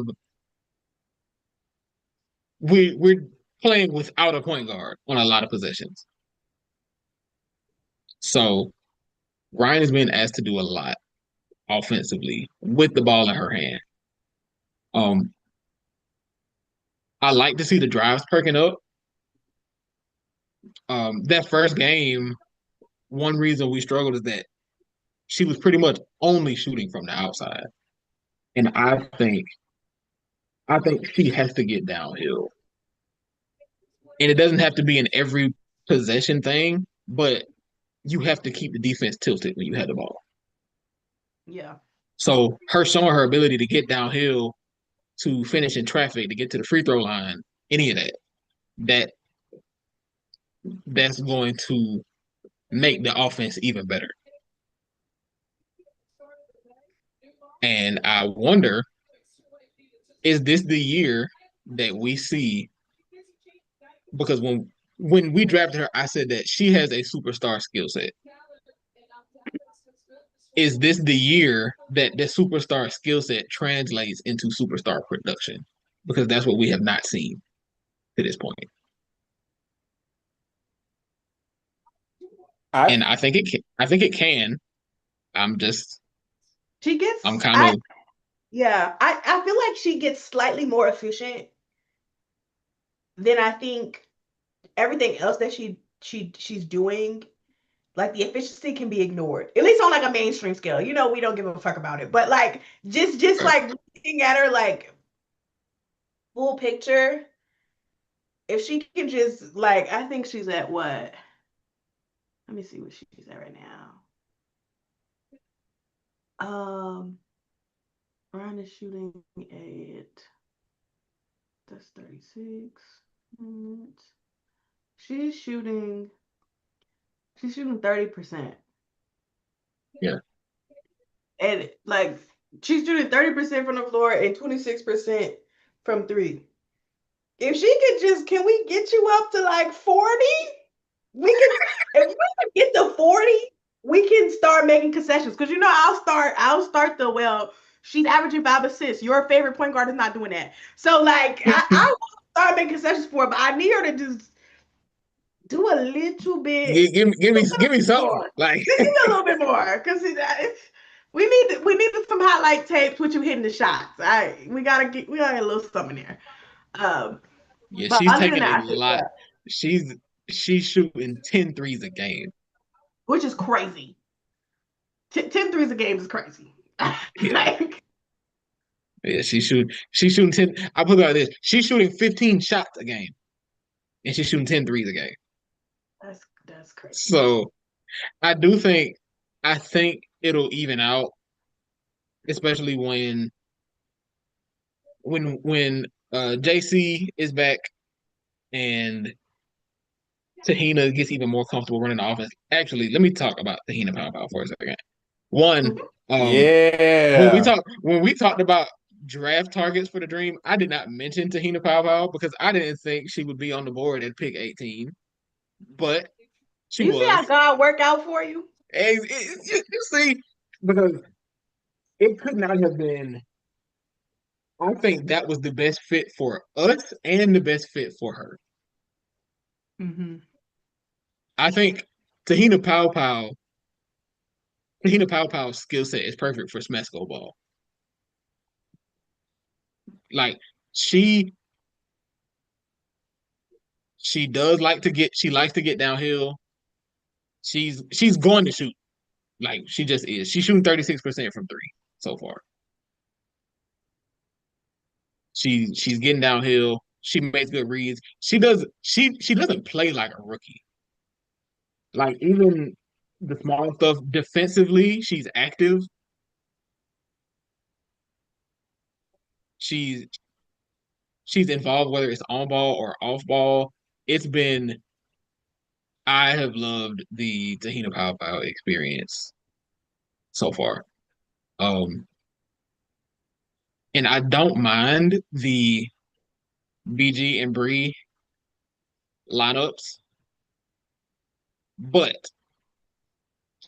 my favorite lineups is the one where one of the bigs is in at the 5 and Nia Coffey is in at the 4. Really? I thought Nas Hillman would get a nod right quick. Oh, I love Nas. I do. Matter of fact, Nas is shooting 37% from three this season. Now, the volume is very low. I don't know if she's taken 10 threes yet, but the fact that she's taking those and is comfortable taking them, like not hesitating before she shoots them. Because if you're doing that, that's going to make defenses close out on you. Yeah. So the fact that Nas has gotten more comfortable doing that makes me optimistic on what we continue to see from her. And I don't need her shooting threes all the time. Because she's active on the glass. She'll get boards. She's a hustle player. It's like she does it all. Nia Coffey, what I did not expect from her that I've seen so far this year is what I've seen from her on the defensive end. Because if she was just gonna shoot, which she struggled with her shot last year, but she's shooting back at what I would expect to see from her as a shooter this year. Also, the defensive intensity has been up. We saw that she had the game-winning block on Natasha Howard when we played Indiana, and I was like, if Nia Coffey is going to be playing defense at this level, I love the lineup versatility that gives us. Because then you don't have to be dependent on playing Bree and BG together all the time. You can go smaller. You can play Nia at the 4. You can play Nas at the 4. So I like the fact that they've all stepped up into their role and understood what was needed of them. That's what I've appreciated the most out of them so far. Am I missing anything? The block was crazy, but then snatching the rebound, I was like, girl, you didn't have to do all that. You didn't have to do all that. Nia, I really be rooting for you. You was my girl at one point, but that hurt me. I was like, oh, okay, cool. But yeah, I too have like the lack of hesitation. And I will say I was very hurt by Maya Caldwell getting picked over Haley Jones, essentially, because it basically came down to them two. Yeah, I agree. But Maya Caldwell, girl, Hooping. you've done enough. Okay, you know what? I get it. I understand the decision. You've earned your check. She's did more than like what I even expected her to do, and just like really coming in and I don't know if the system felt like kind of like a good fit for her too, even though she's more of a slasher. Mm. But it feel like it's worked really well. So I don't know. I like Atlanta's the lineups you guys have been putting out.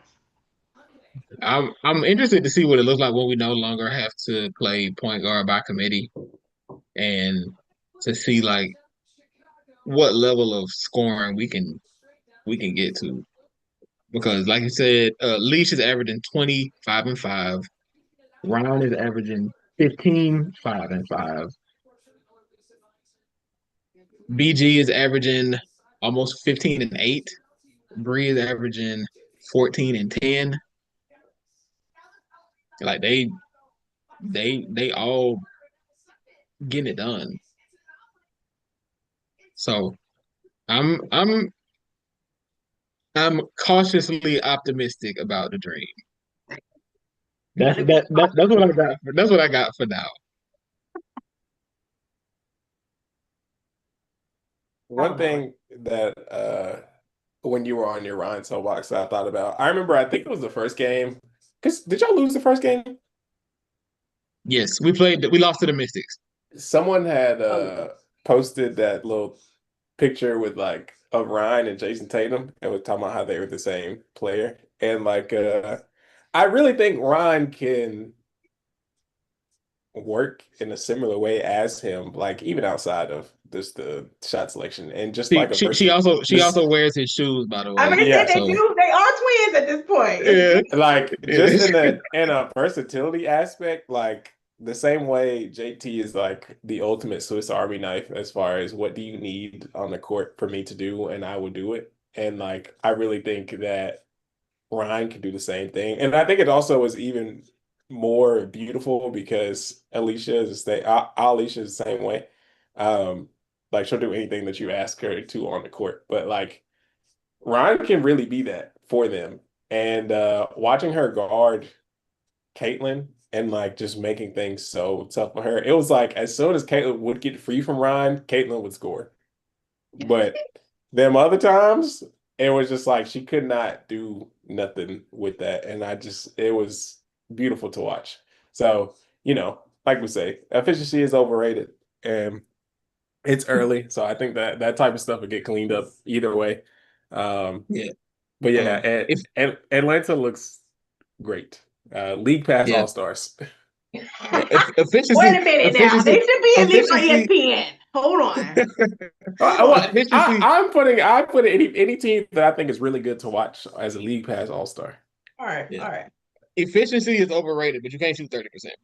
Yeah, you gotta do a little better than that. So we gotta get if Ryan can get to 44, like if Ryan can get to 40, if Ryan can get to 44, she might be averaging 25. Yeah, we couldn't agree. And a lot of that, I know that a lot of the she takes a lot of difficult shots, and a lot of those are self-created looks.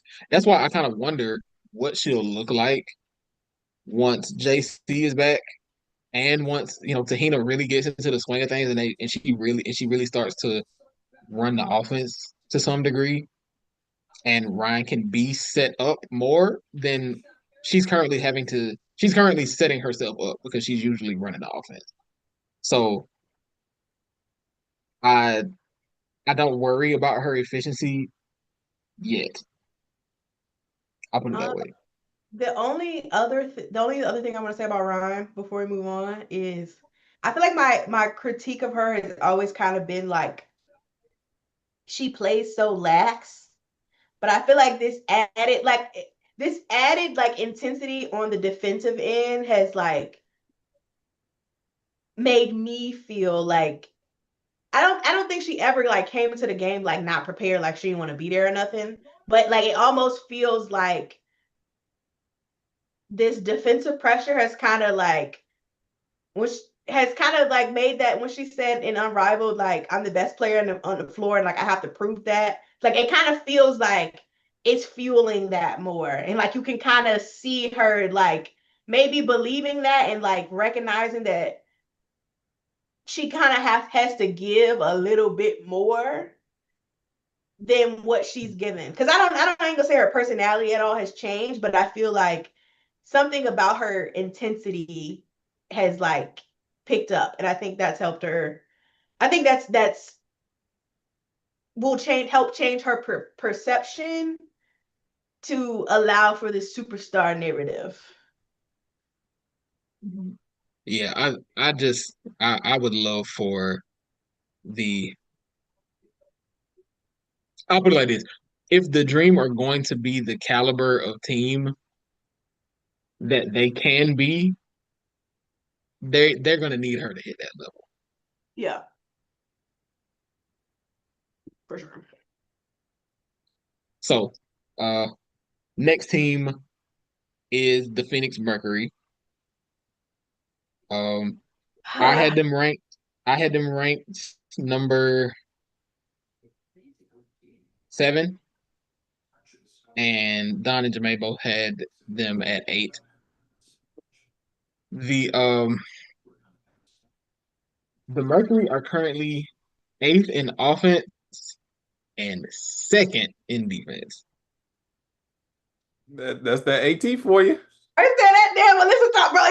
If she doesn't win DPOY this year, like honestly, we actually have to do an investigation because like seriously, the way like she on a better team now.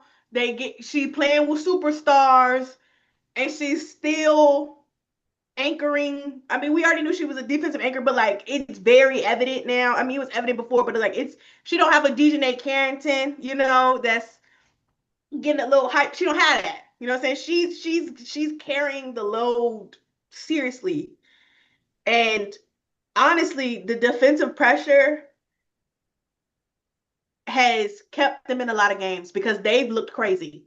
They've looked crazy offensively. That man is that man is getting away with the bullshit because Alyssa Thomas is just that fucking good. And I can't root for them because they got that man on that team and that lady is on that team. And so I can't really support them. But Alyssa Thomas and fucking Monique Okoa Makani, She been bro. That man I was coach of the not year off of her work, bro. I was not familiar. I was not familiar.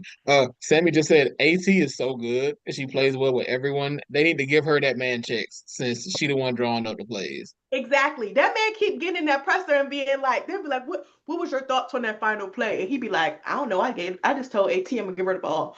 Bitch. Hello?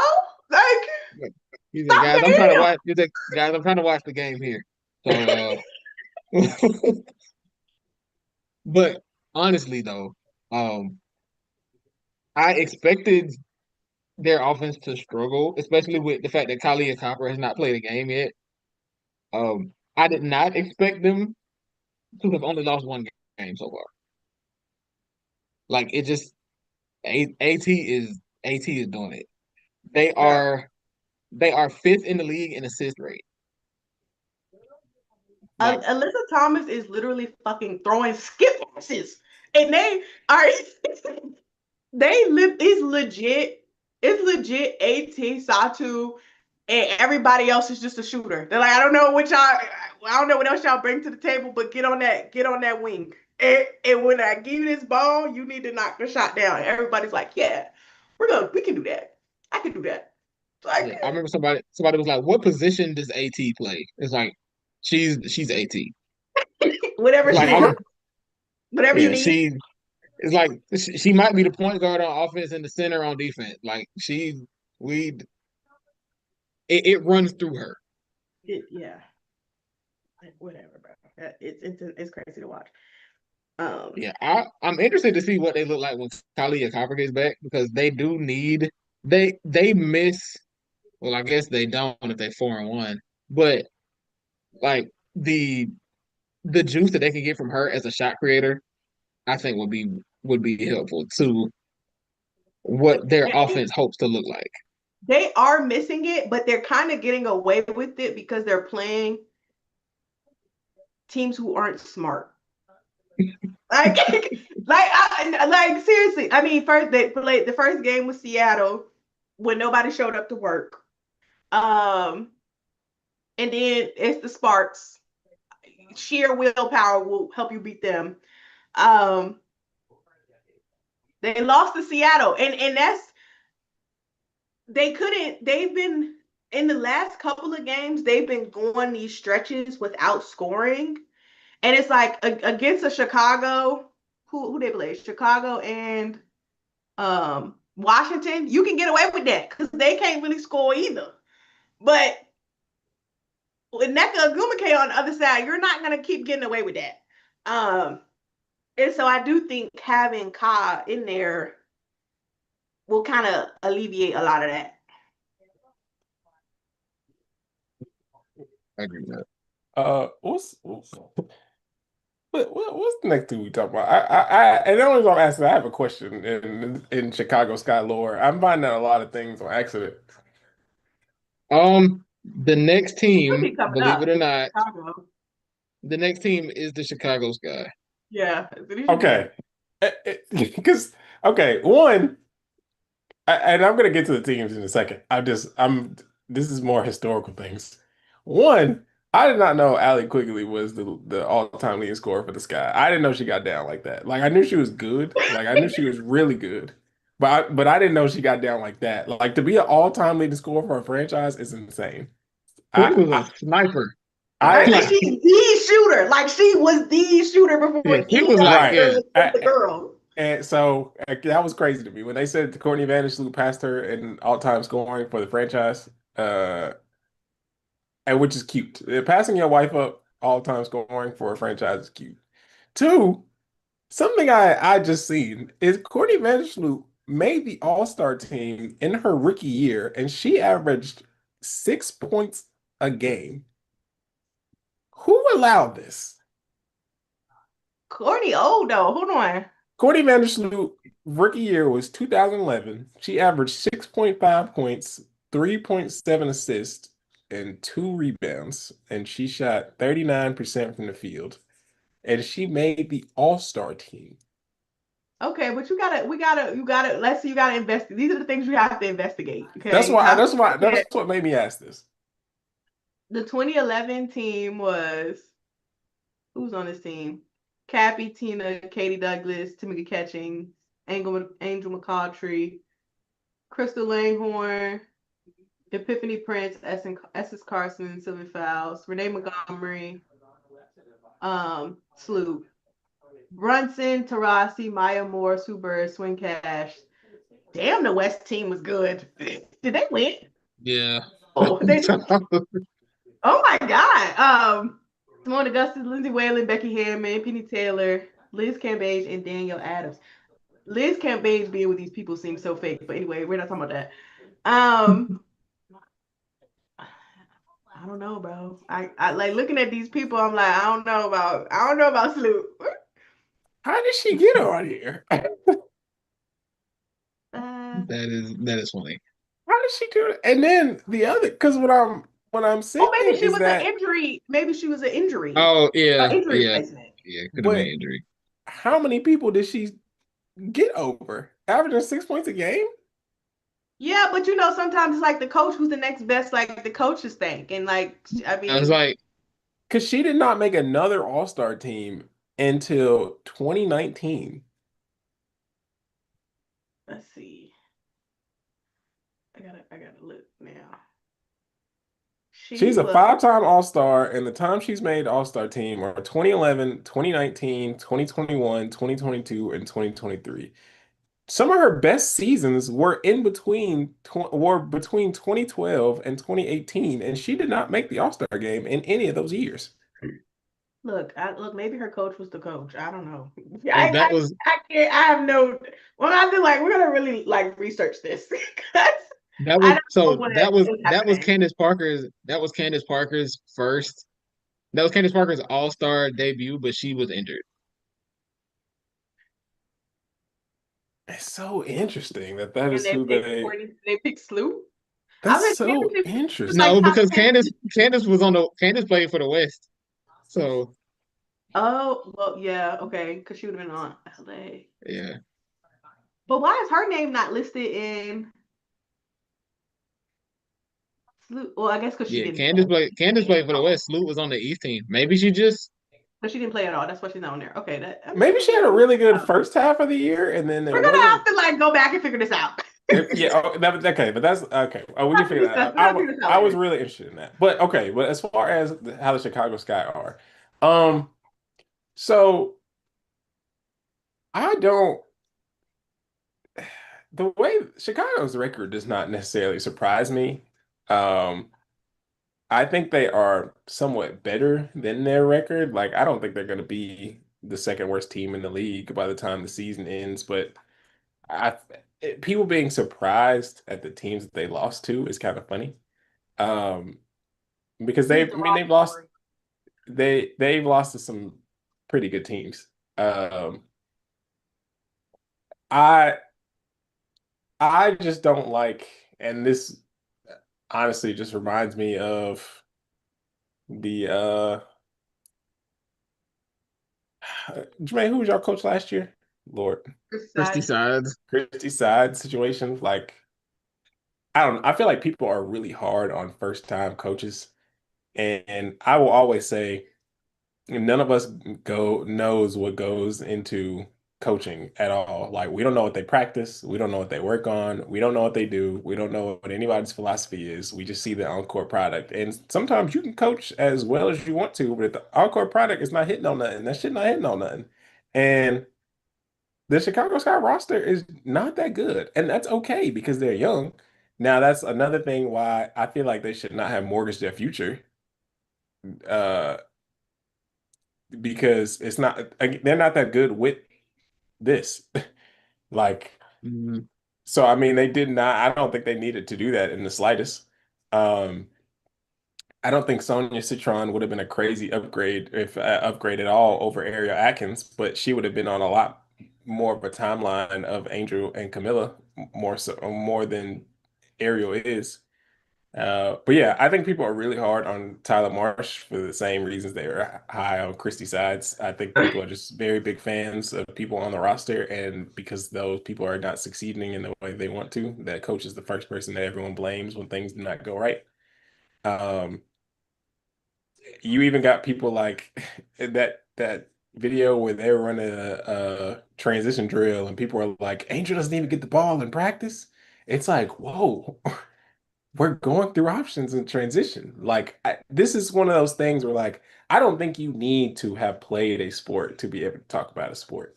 But I think you do need to know what's going on. And that strikes me as people legitimately not knowing what's going on. Like, that is very obviously we're working on things in transition.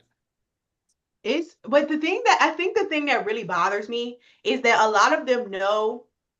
Like, even when you tell them, like, bro, this isn't that deep, people are like, well, no, because it's on the court, they're still looking crazy. Yeah, your fucking team is being led by year two bigs. Like, I don't know what y'all think is happening. Like, historically speaking, and this is why the Caitlin Clark thing, I hate the Fever in the Sky being compared. Um, because Kaylin years two was never gonna look like Angel's year two. Why? Because the Fever had a year one with Aliyah Boston. Like, we had a 2022 with Alyssa Smith. Like, there was a timeline here, and y'all are trying to skip it, and it's not gonna happen. And the fact that like they're even in these close games with some of these like they were in that they had a lead on Phoenix and they lost it. Which we'll get to that in a second. But like they had that happening, and your second best post player is shooting 20%. Like you lost by 5 and your one of your best players is shooting 20%. That's a good sign. Like I don't I don't know like how you can't see the positives in that. Like she played literally 2 minutes better and your team wins. Like I don't and it's getting bad because so many people are trying to find ways to deflect around the fact that like Angel is a focal point. And so people know how she plays now. Like, yeah, her whole thing was her motor and her grit, but people know how to deal with that now to some extent. The Liberty can play them like that because JJ knows, oh, she's gonna keep jumping, so I'm gonna just wait. I'm gonna just let her get her energy out, and I'm gonna still stand here. Like, people have learned you, so you have to do something different. Like, that's the part of the year 2 slump. Like, I don't. It, it's just really annoying to hear people like the dialogue about them because obviously they want to play through their post players, but your post players have to like they have to do some heavy lifting there. And I'm not gonna say she's not ready because like this is what's supposed to be happening. You're supposed to be getting these reps. You're supposed to be like going through these motions. You have to if you want to be good at all. But like the dialogue around it has been just so disgusting. Like I'm like I'm like it feels crazy as a Fever fan to like have to defend the Chicago Sky. Like these are actually kind of my rivals, but I have to get up there and be like, wait, not too much. Like Aliyah Boston ain't no hope. Like I don't know. Like it feels crazy. Yeah, it's just people are people are insufferable. I'm sorry. Like, so I don't even want to talk about the transition to real thing. People just don't know what they're talking about. So putting that to the side. This is what bothers me about the Chicago Sky from a team building standpoint. To me, it felt like the trade of the number 3 pick. And y'all remember when we talked about this, I said that I understood it. And I do understand it. I just don't agree. Like I don't think that that's the correct process. Yes. Like I also think that since you traded the number 3 pick for Ariel Atkins needs some usage. Put the ball in her hands. Let her run the pick. Like I know that she thrives more as an on-ball player, but you don't have that level of ball handling. Like not to say let her cook. Like she's not going. Like she's not that type of player, but her usage need to be up.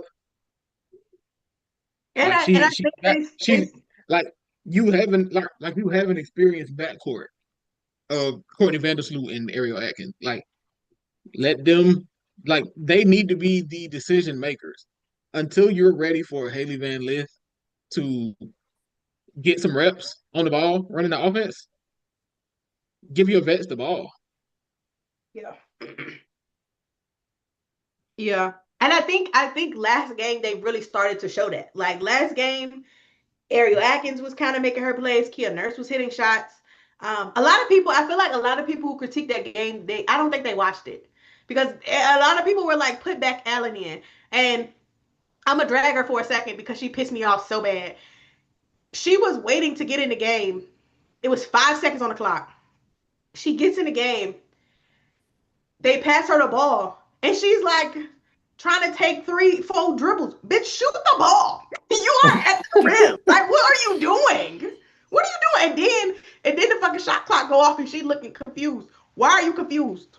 You've been in this league how long? You was sitting on the sideline, sister. What was you watching? Were you not watching the game? Like, what were you doing? And then you get out there and sticking it up. If you're not gonna hit no shots, you need to sit back down. You need to sit back down. This game is too close for you to piss me off like that. You're doing too much. You're doing too much. Into that game, the Camila Cardoso is officiated horribly. She was officiated horribly when she played the Fever. Aliyah was fouling the fuck out of her. But you gotta learn to play through a little contact. You gotta play through a little bit. But yeah, that whistle got to get better. They need to start complaining in the presser. I ain't gonna lie, they got to start complaining. Yeah, you gonna have to pay them fine, folks. Yeah, you gotta start. Like, yeah, I think but all in all, I think Chicago is going to be fine. I think that, it's funny because I think they're about to win this game. But Bro, the they cannot win this game, bro. Hold on, they can. I need them to it's funny lose. it's funny because the next team that we have to talk about is Dallas. So Hey, I um definitely said I did not think Chicago was going to get the lead back, and I think they're about to win this. Bro, Enrique Dude, has Courtney, 37 points on 14 bro, of 24 shooting. We're not Sloot getting is this getting back. They have to win. Dallas has to win. Paige Becker, lock in. Oh my God. Sloot is getting to that rim. What's going Yeah. on? Sloot has been getting to that cup. Bro. Why do they keep allowing this?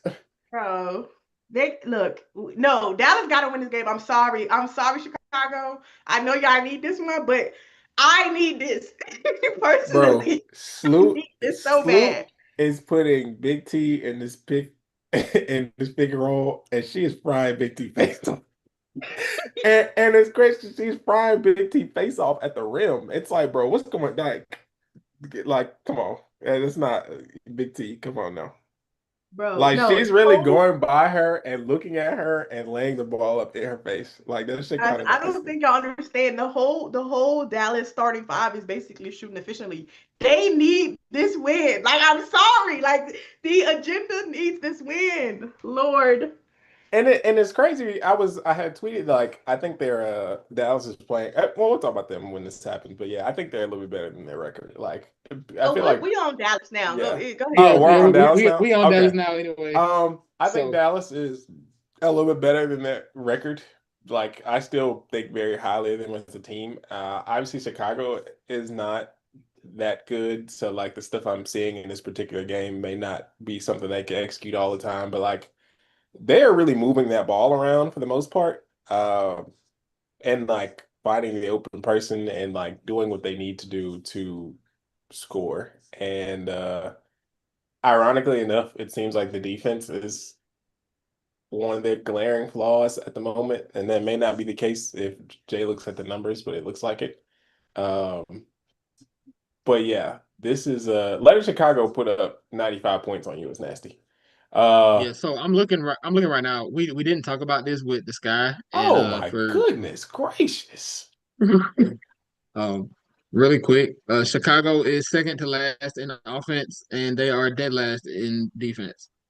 So not great. I think they'll be fine. It's just that they're off to a rocky start. I'll put it that way.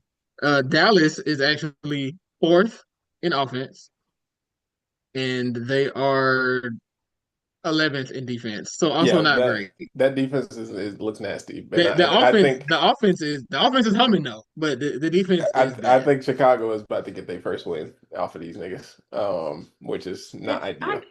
But oh my God. Yeah, Enrique had 37 and 7.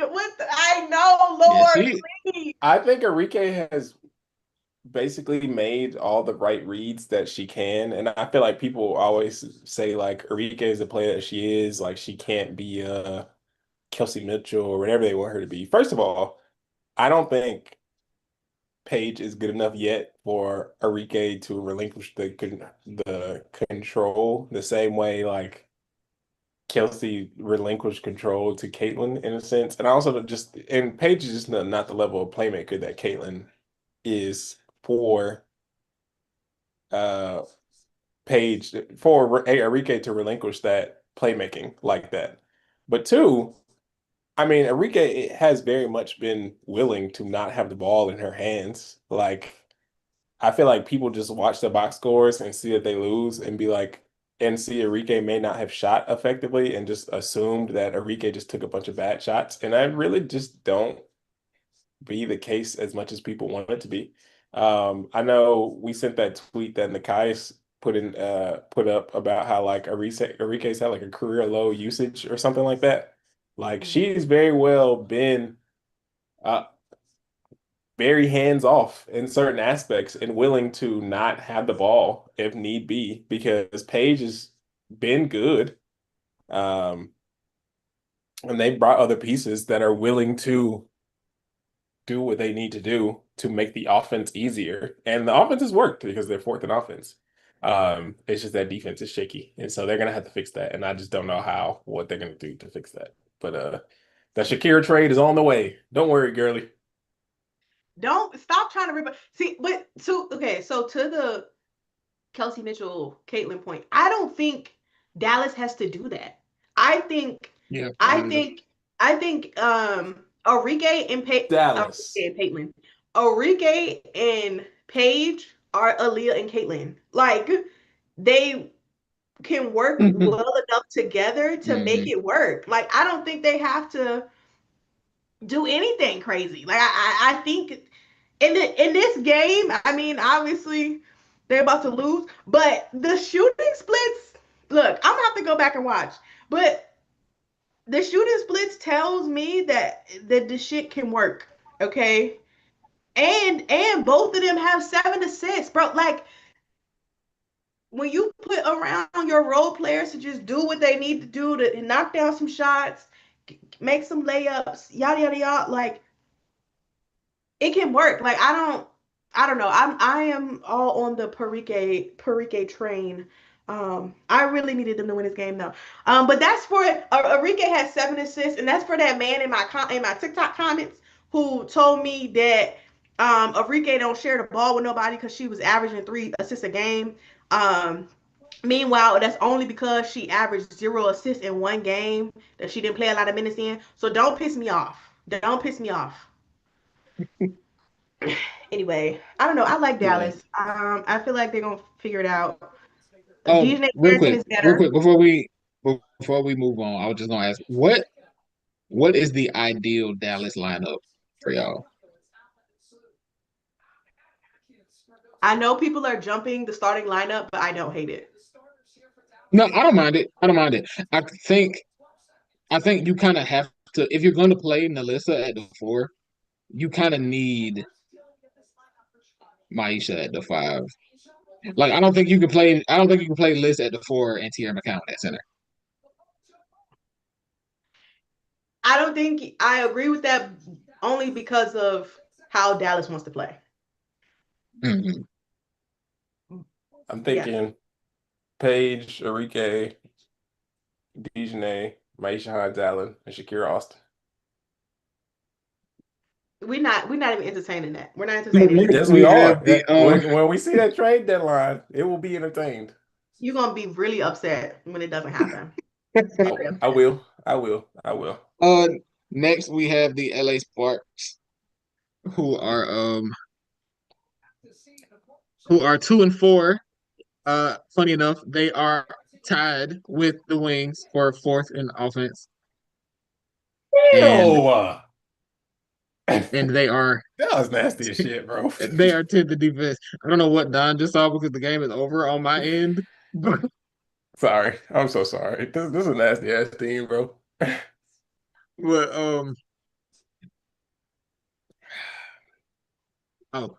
Sammy said the ideal lineup for Dallas is Paige, Arike, Maddie, Big T, and Ty Harris. That was a cute lineup. Oh, you know what? Give me Paige at the 3. give me a Paige at the 3 lineup. You know, I'm with that. I'm okay with that. Big guards. What Paige is 6'5", 5'11". It works. Yeah. I see it. Yeah. I think they ran that lineup one time. Well, I feel like they've been splitting them up actually, because Ty has been playing with Arike, and Big T have been playing well together, and I think Paige and Maddie have been playing. And Paige, Maddie, and Ty have been playing well together. Yeah, they both work really well with Ty. Yeah, I've noticed that, but it's like so I'd be okay. Like, just get that lineup a shot. But again, Dallas to me is another team who, like, don't nobody need to be riding away on the bitch. You need to throw somebody out there. If y'all looking crazy, you just send somebody out there. Y'all have nothing to lose.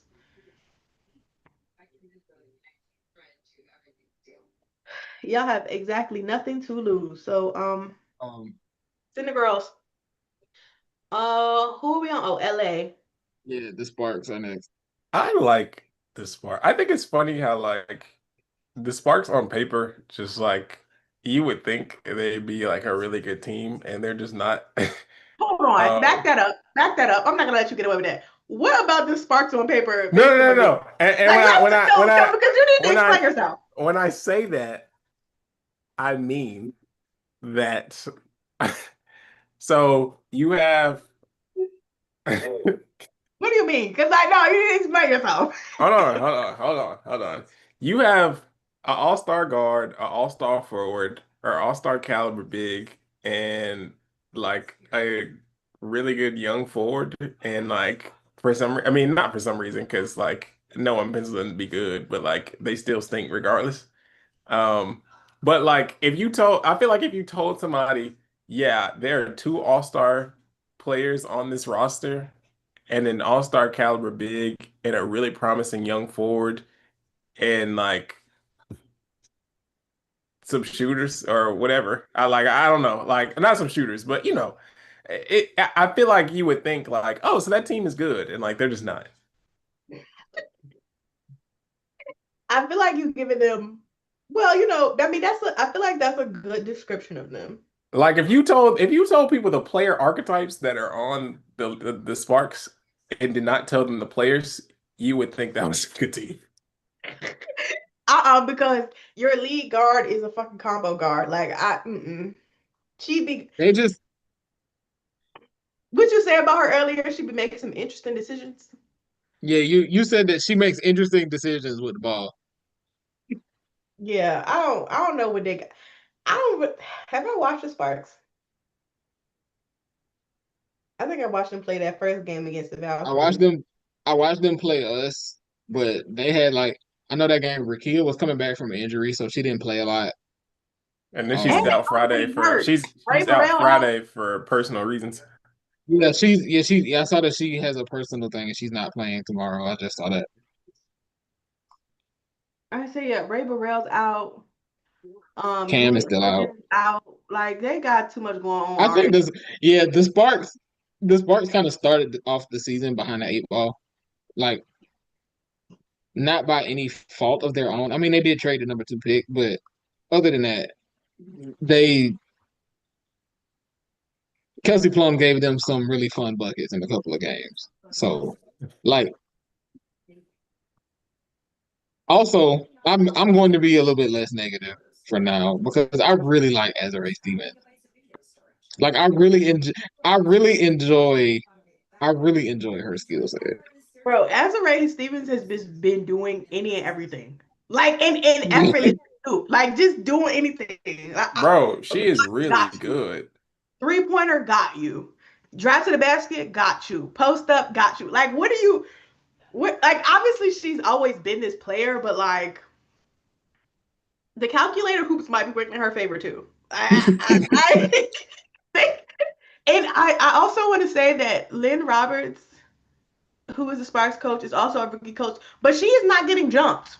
She's not getting jumped the way Chris Coquelin and Tyler Marsh are getting jumped, and they have more veterans on their team. Yeah, it's funny because they do have more veterans, but the perception of the team is different because of the profile of the team, if that makes sense. Like the Sky and the Wings just have more eyes on them because Angel plays for the Sky and because Paige and Enrique play for Dallas. Where the Sparks have a lot of the same problems, and I don't think any of those teams have anything to be ashamed of for the record. But it is interesting that the perception of the team is vastly different, at least in the way that they're being talked about. Especially like Rakia was a top 4 pick, bro. I mean, Cam is injured, so we're gonna let her slide. But Rakia was supposed to be the pro before the pro. And I'm not saying that Rakia is bad by any means, but like where are her expectations, guys? Like, what are we doing? I mean, she injured right now, so we gotta let her slide. But like, still, Yeah, I think is I do think it's interesting. I don't think, and of course, growth is not linear and all of that. So I don't think there's anything to be worried about, but it is interesting that the way that people talk about Camilla and Angel is a little bit different. And part of that is because Cam is out. Part of that is because Rakia's had injuries and now she's out again, personal reasons. So we'll see. I want as the Rays look good. I wonder what they're gonna do when Cam gets back.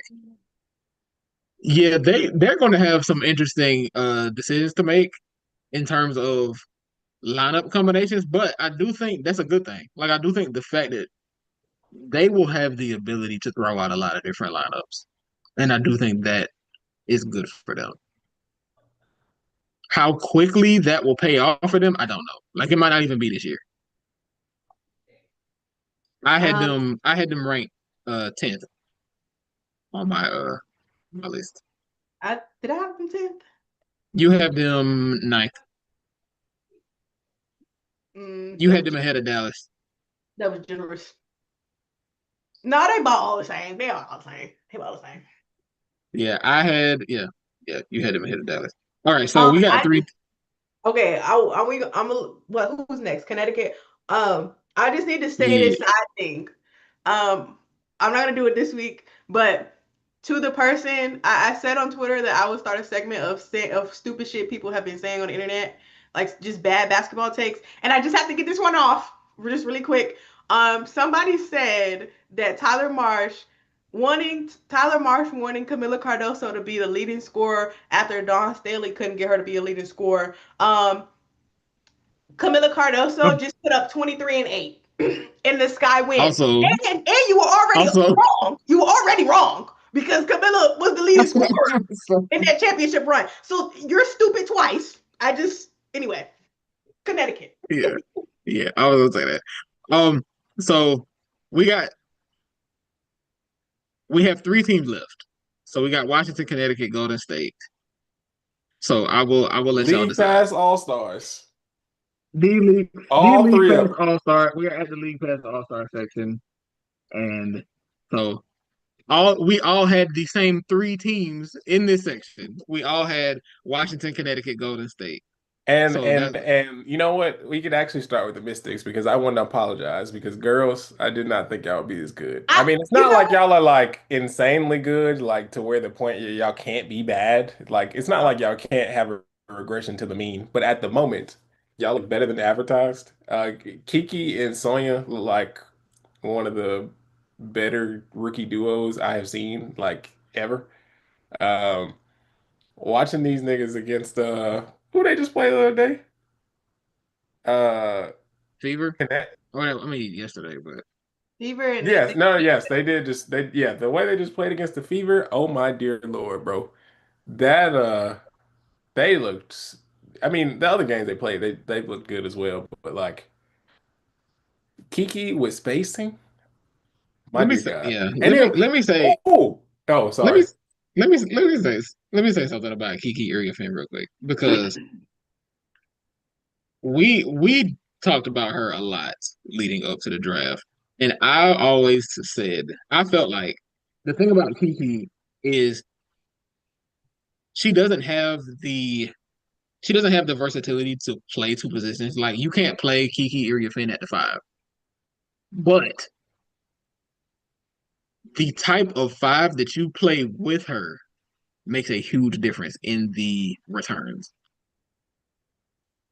Steph Dolson and Shakira Austin is the like you have the perfect type of center to play next to Kiki Iriafen because you have a center that can step out and space the floor, and that allows Kiki to play on a low block. That allows her to cut, and they both got the versatility on defense. They do have a bit of a logjam in the front court when Aliyah Edwards is healthy, so that'll be interesting to watch just to see how things are distributed. But Kiki Iriafen is playing at the level that I thought she was capable of playing at. And this is exactly why when you think that Dallas gonna pick up their phone, Washington will not be answering. They will not be taking any calls. So I also do want to apologize to the Mystics because I did say the Sun were gonna be better than y'all.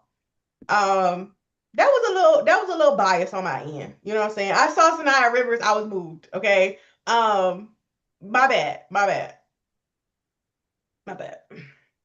Also, Um, if we're gonna talk about the Mystics, we have to talk about Brittany Sykes. I'm not because she just shot 5% and then she shot what was that?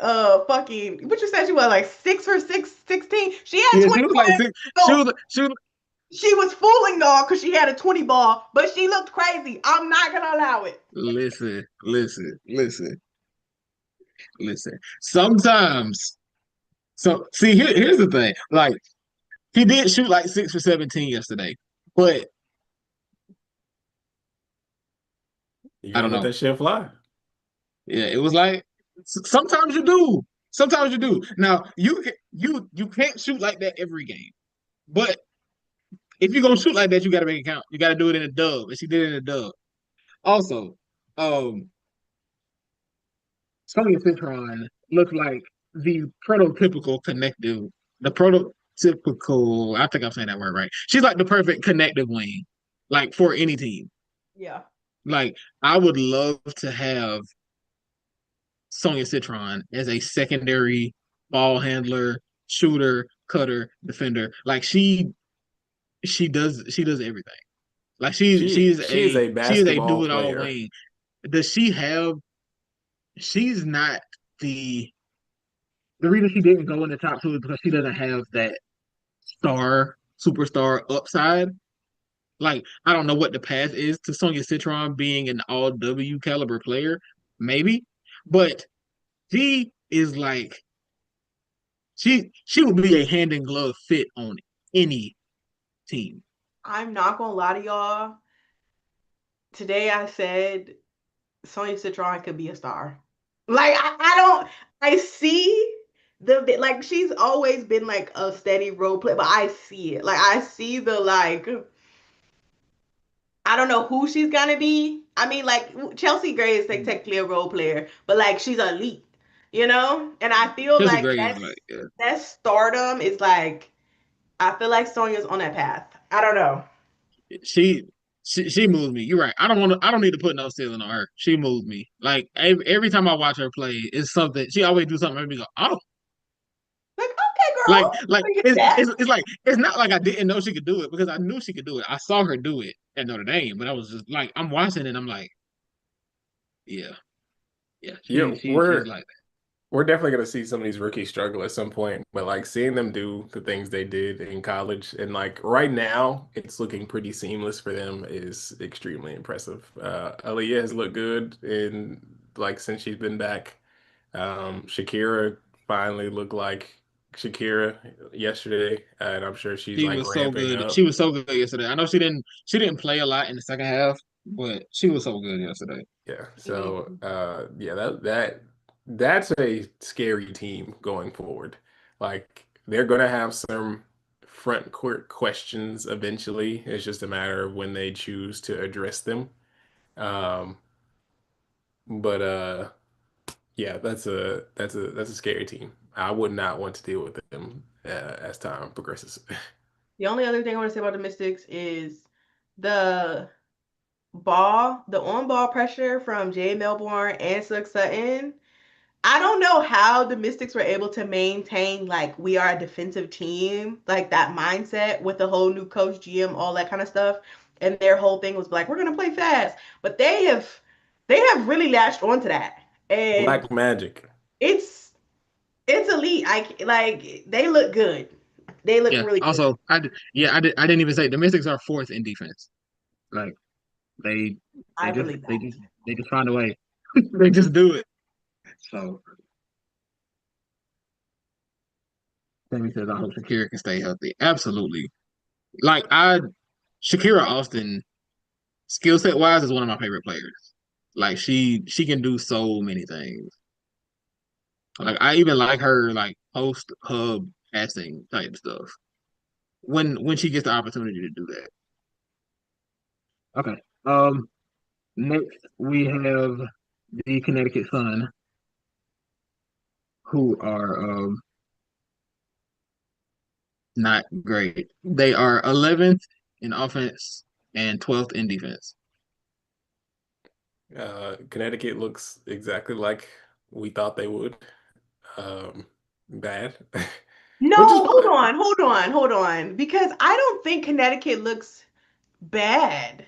no, They no, just no, no, don't No, know how they to. don't. They no. just don't When I say know. bad, I don't necessarily mean like Well, I mean, unwatchable. I get what you're It's saying. definitely not nothing crazy. It's they can't close games, and it's Yeah, it's like if you could just play for 30 minutes, you might be 5-0. But like because the game is 40 minutes, we have some questions. Um, but I've liked what they've been able to do.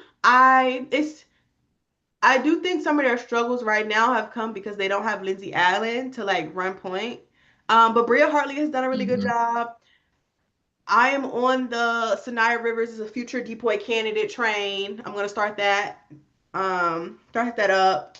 Um, oh no, MIP case is really there, really strong. I they just have to stop the offensive lapses. That's just their biggest problem.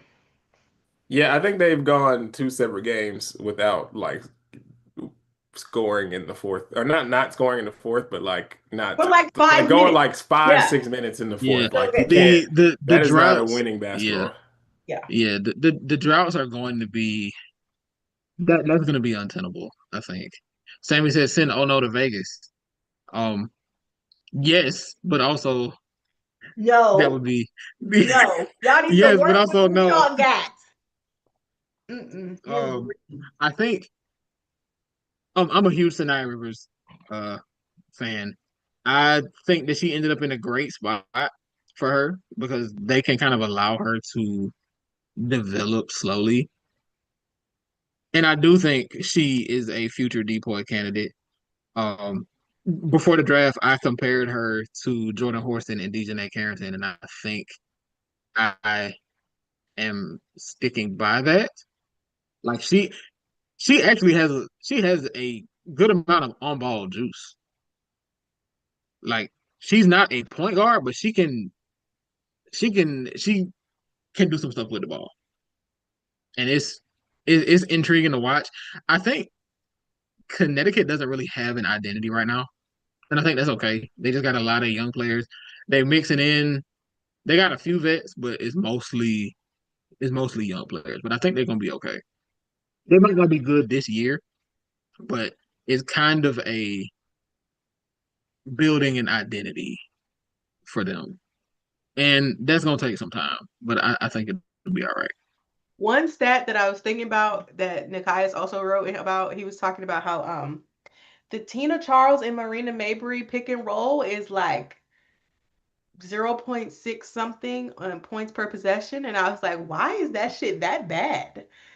Yeah, Um, no, that's so I'm gonna be watching for that the rest of the season because I don't get that. I don't know. I feel like because both of them it's are scoring threats, it should be easier. yeah, it feels like it should be more effective Yeah, because those two and those are your vets also. yeah, So yeah, so yeah. you would hope that there's something that you can go to. See, and that's kind of my point when it comes to Connecticut not really having an identity is their veteran players don't even have a go-to scoring action. Yeah. And I think it'll come. I think it'll be okay. And last we have the Golden State Valkyries, who are 2-3. I think they just lost. They are 13th in offense, and they are sixth in defense. But where does the offense come from for Golden State? What do they do? Okay, this is the stat that I read.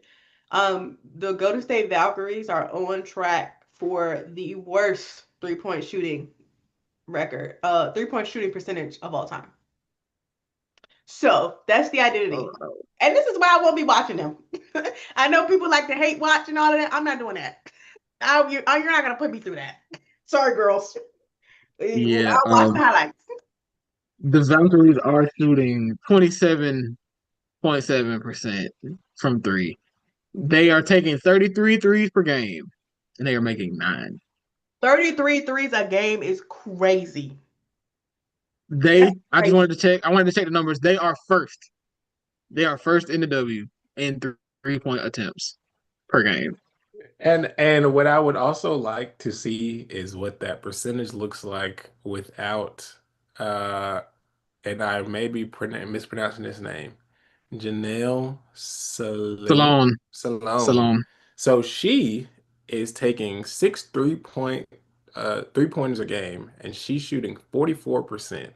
So it is not her fault. She no, she is okay. It's not her fault. Let me say, I don't want to I don't want to just completely bash Golden State. Like they're not good, but like Janelle Salon is good. Like I don't know Bro, what France got. I don't know what France got going on, but they cooking over there.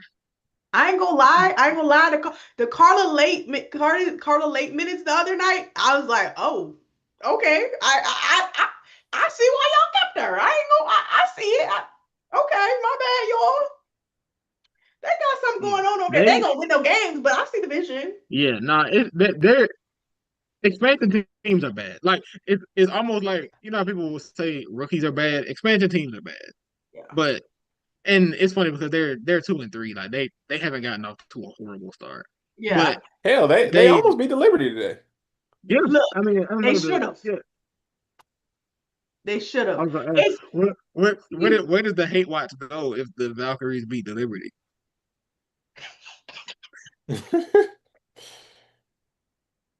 Bro, you know what? Like the basketball gods really be keeping me humble because I swear to God, the tweets would have got nasty. I don't like neither one of them teams, but you would have thought.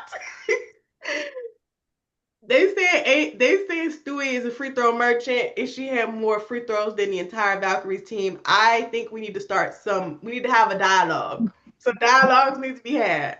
Just saying. But yeah, I don't know. People were saying, Look, Sammy said people were saying only Paige was WNBA ready, and that has been proven to be untrue. Absolutely, this rookie class is doing damn thing, See, and I am so happy for them.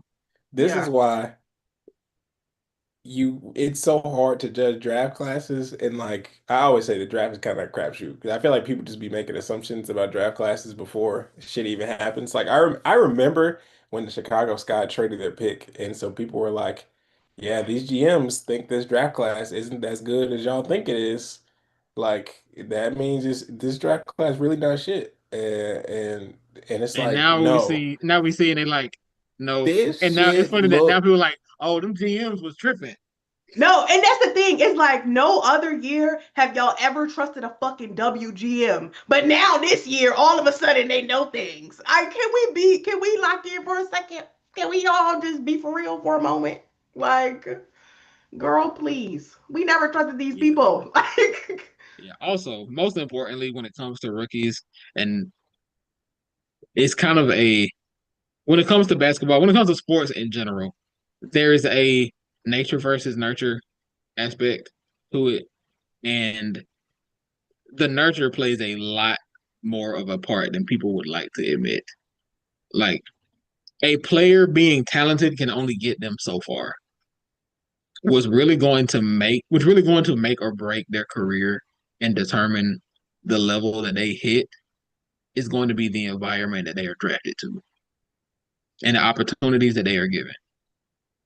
Which is why I like the fact that Kiki Iriafen went to Washington, playing with a center like Steph Dolson who can stretch the floor.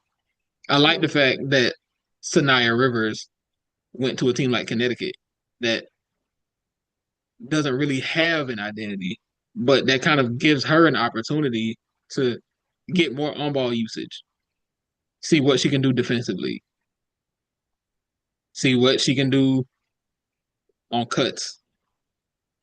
Will she develop a shot at some point? Like being on a team that doesn't have high expectations kind of gives you the opportunity to find your footing a little bit. And I think that's the biggest determining factor in how good these players can be. I love the fact that Tahina Pow ended up in Atlanta with an offense that focuses on shoot threes. The Dream are third in 3-point attempts. Like that's the type of offense that she will thrive in. Yup. I think too, to that point, like I feel like we have to say it every year, but like the WNBA is literally all about placement, like and about being in a perfect situation. And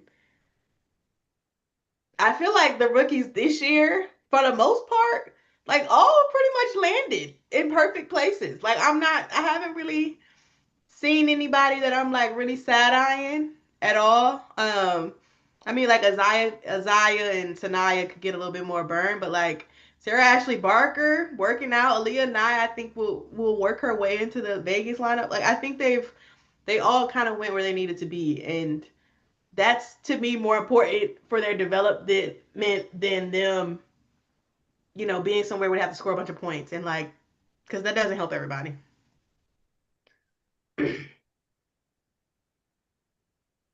Whew. Well, Jay, would you like to say the line? Oh yeah, I believe all hearts and minds are clear. Well, this has been another episode of a fantastic season. Um, we're excited to bring you more basketball analysis and slander and jokes and soapboxes and all type of things. So, yeah, I am Paragon Don, I'm Jamae. And I'm Jay Trent. and we are out. Okay. In studio. Actually.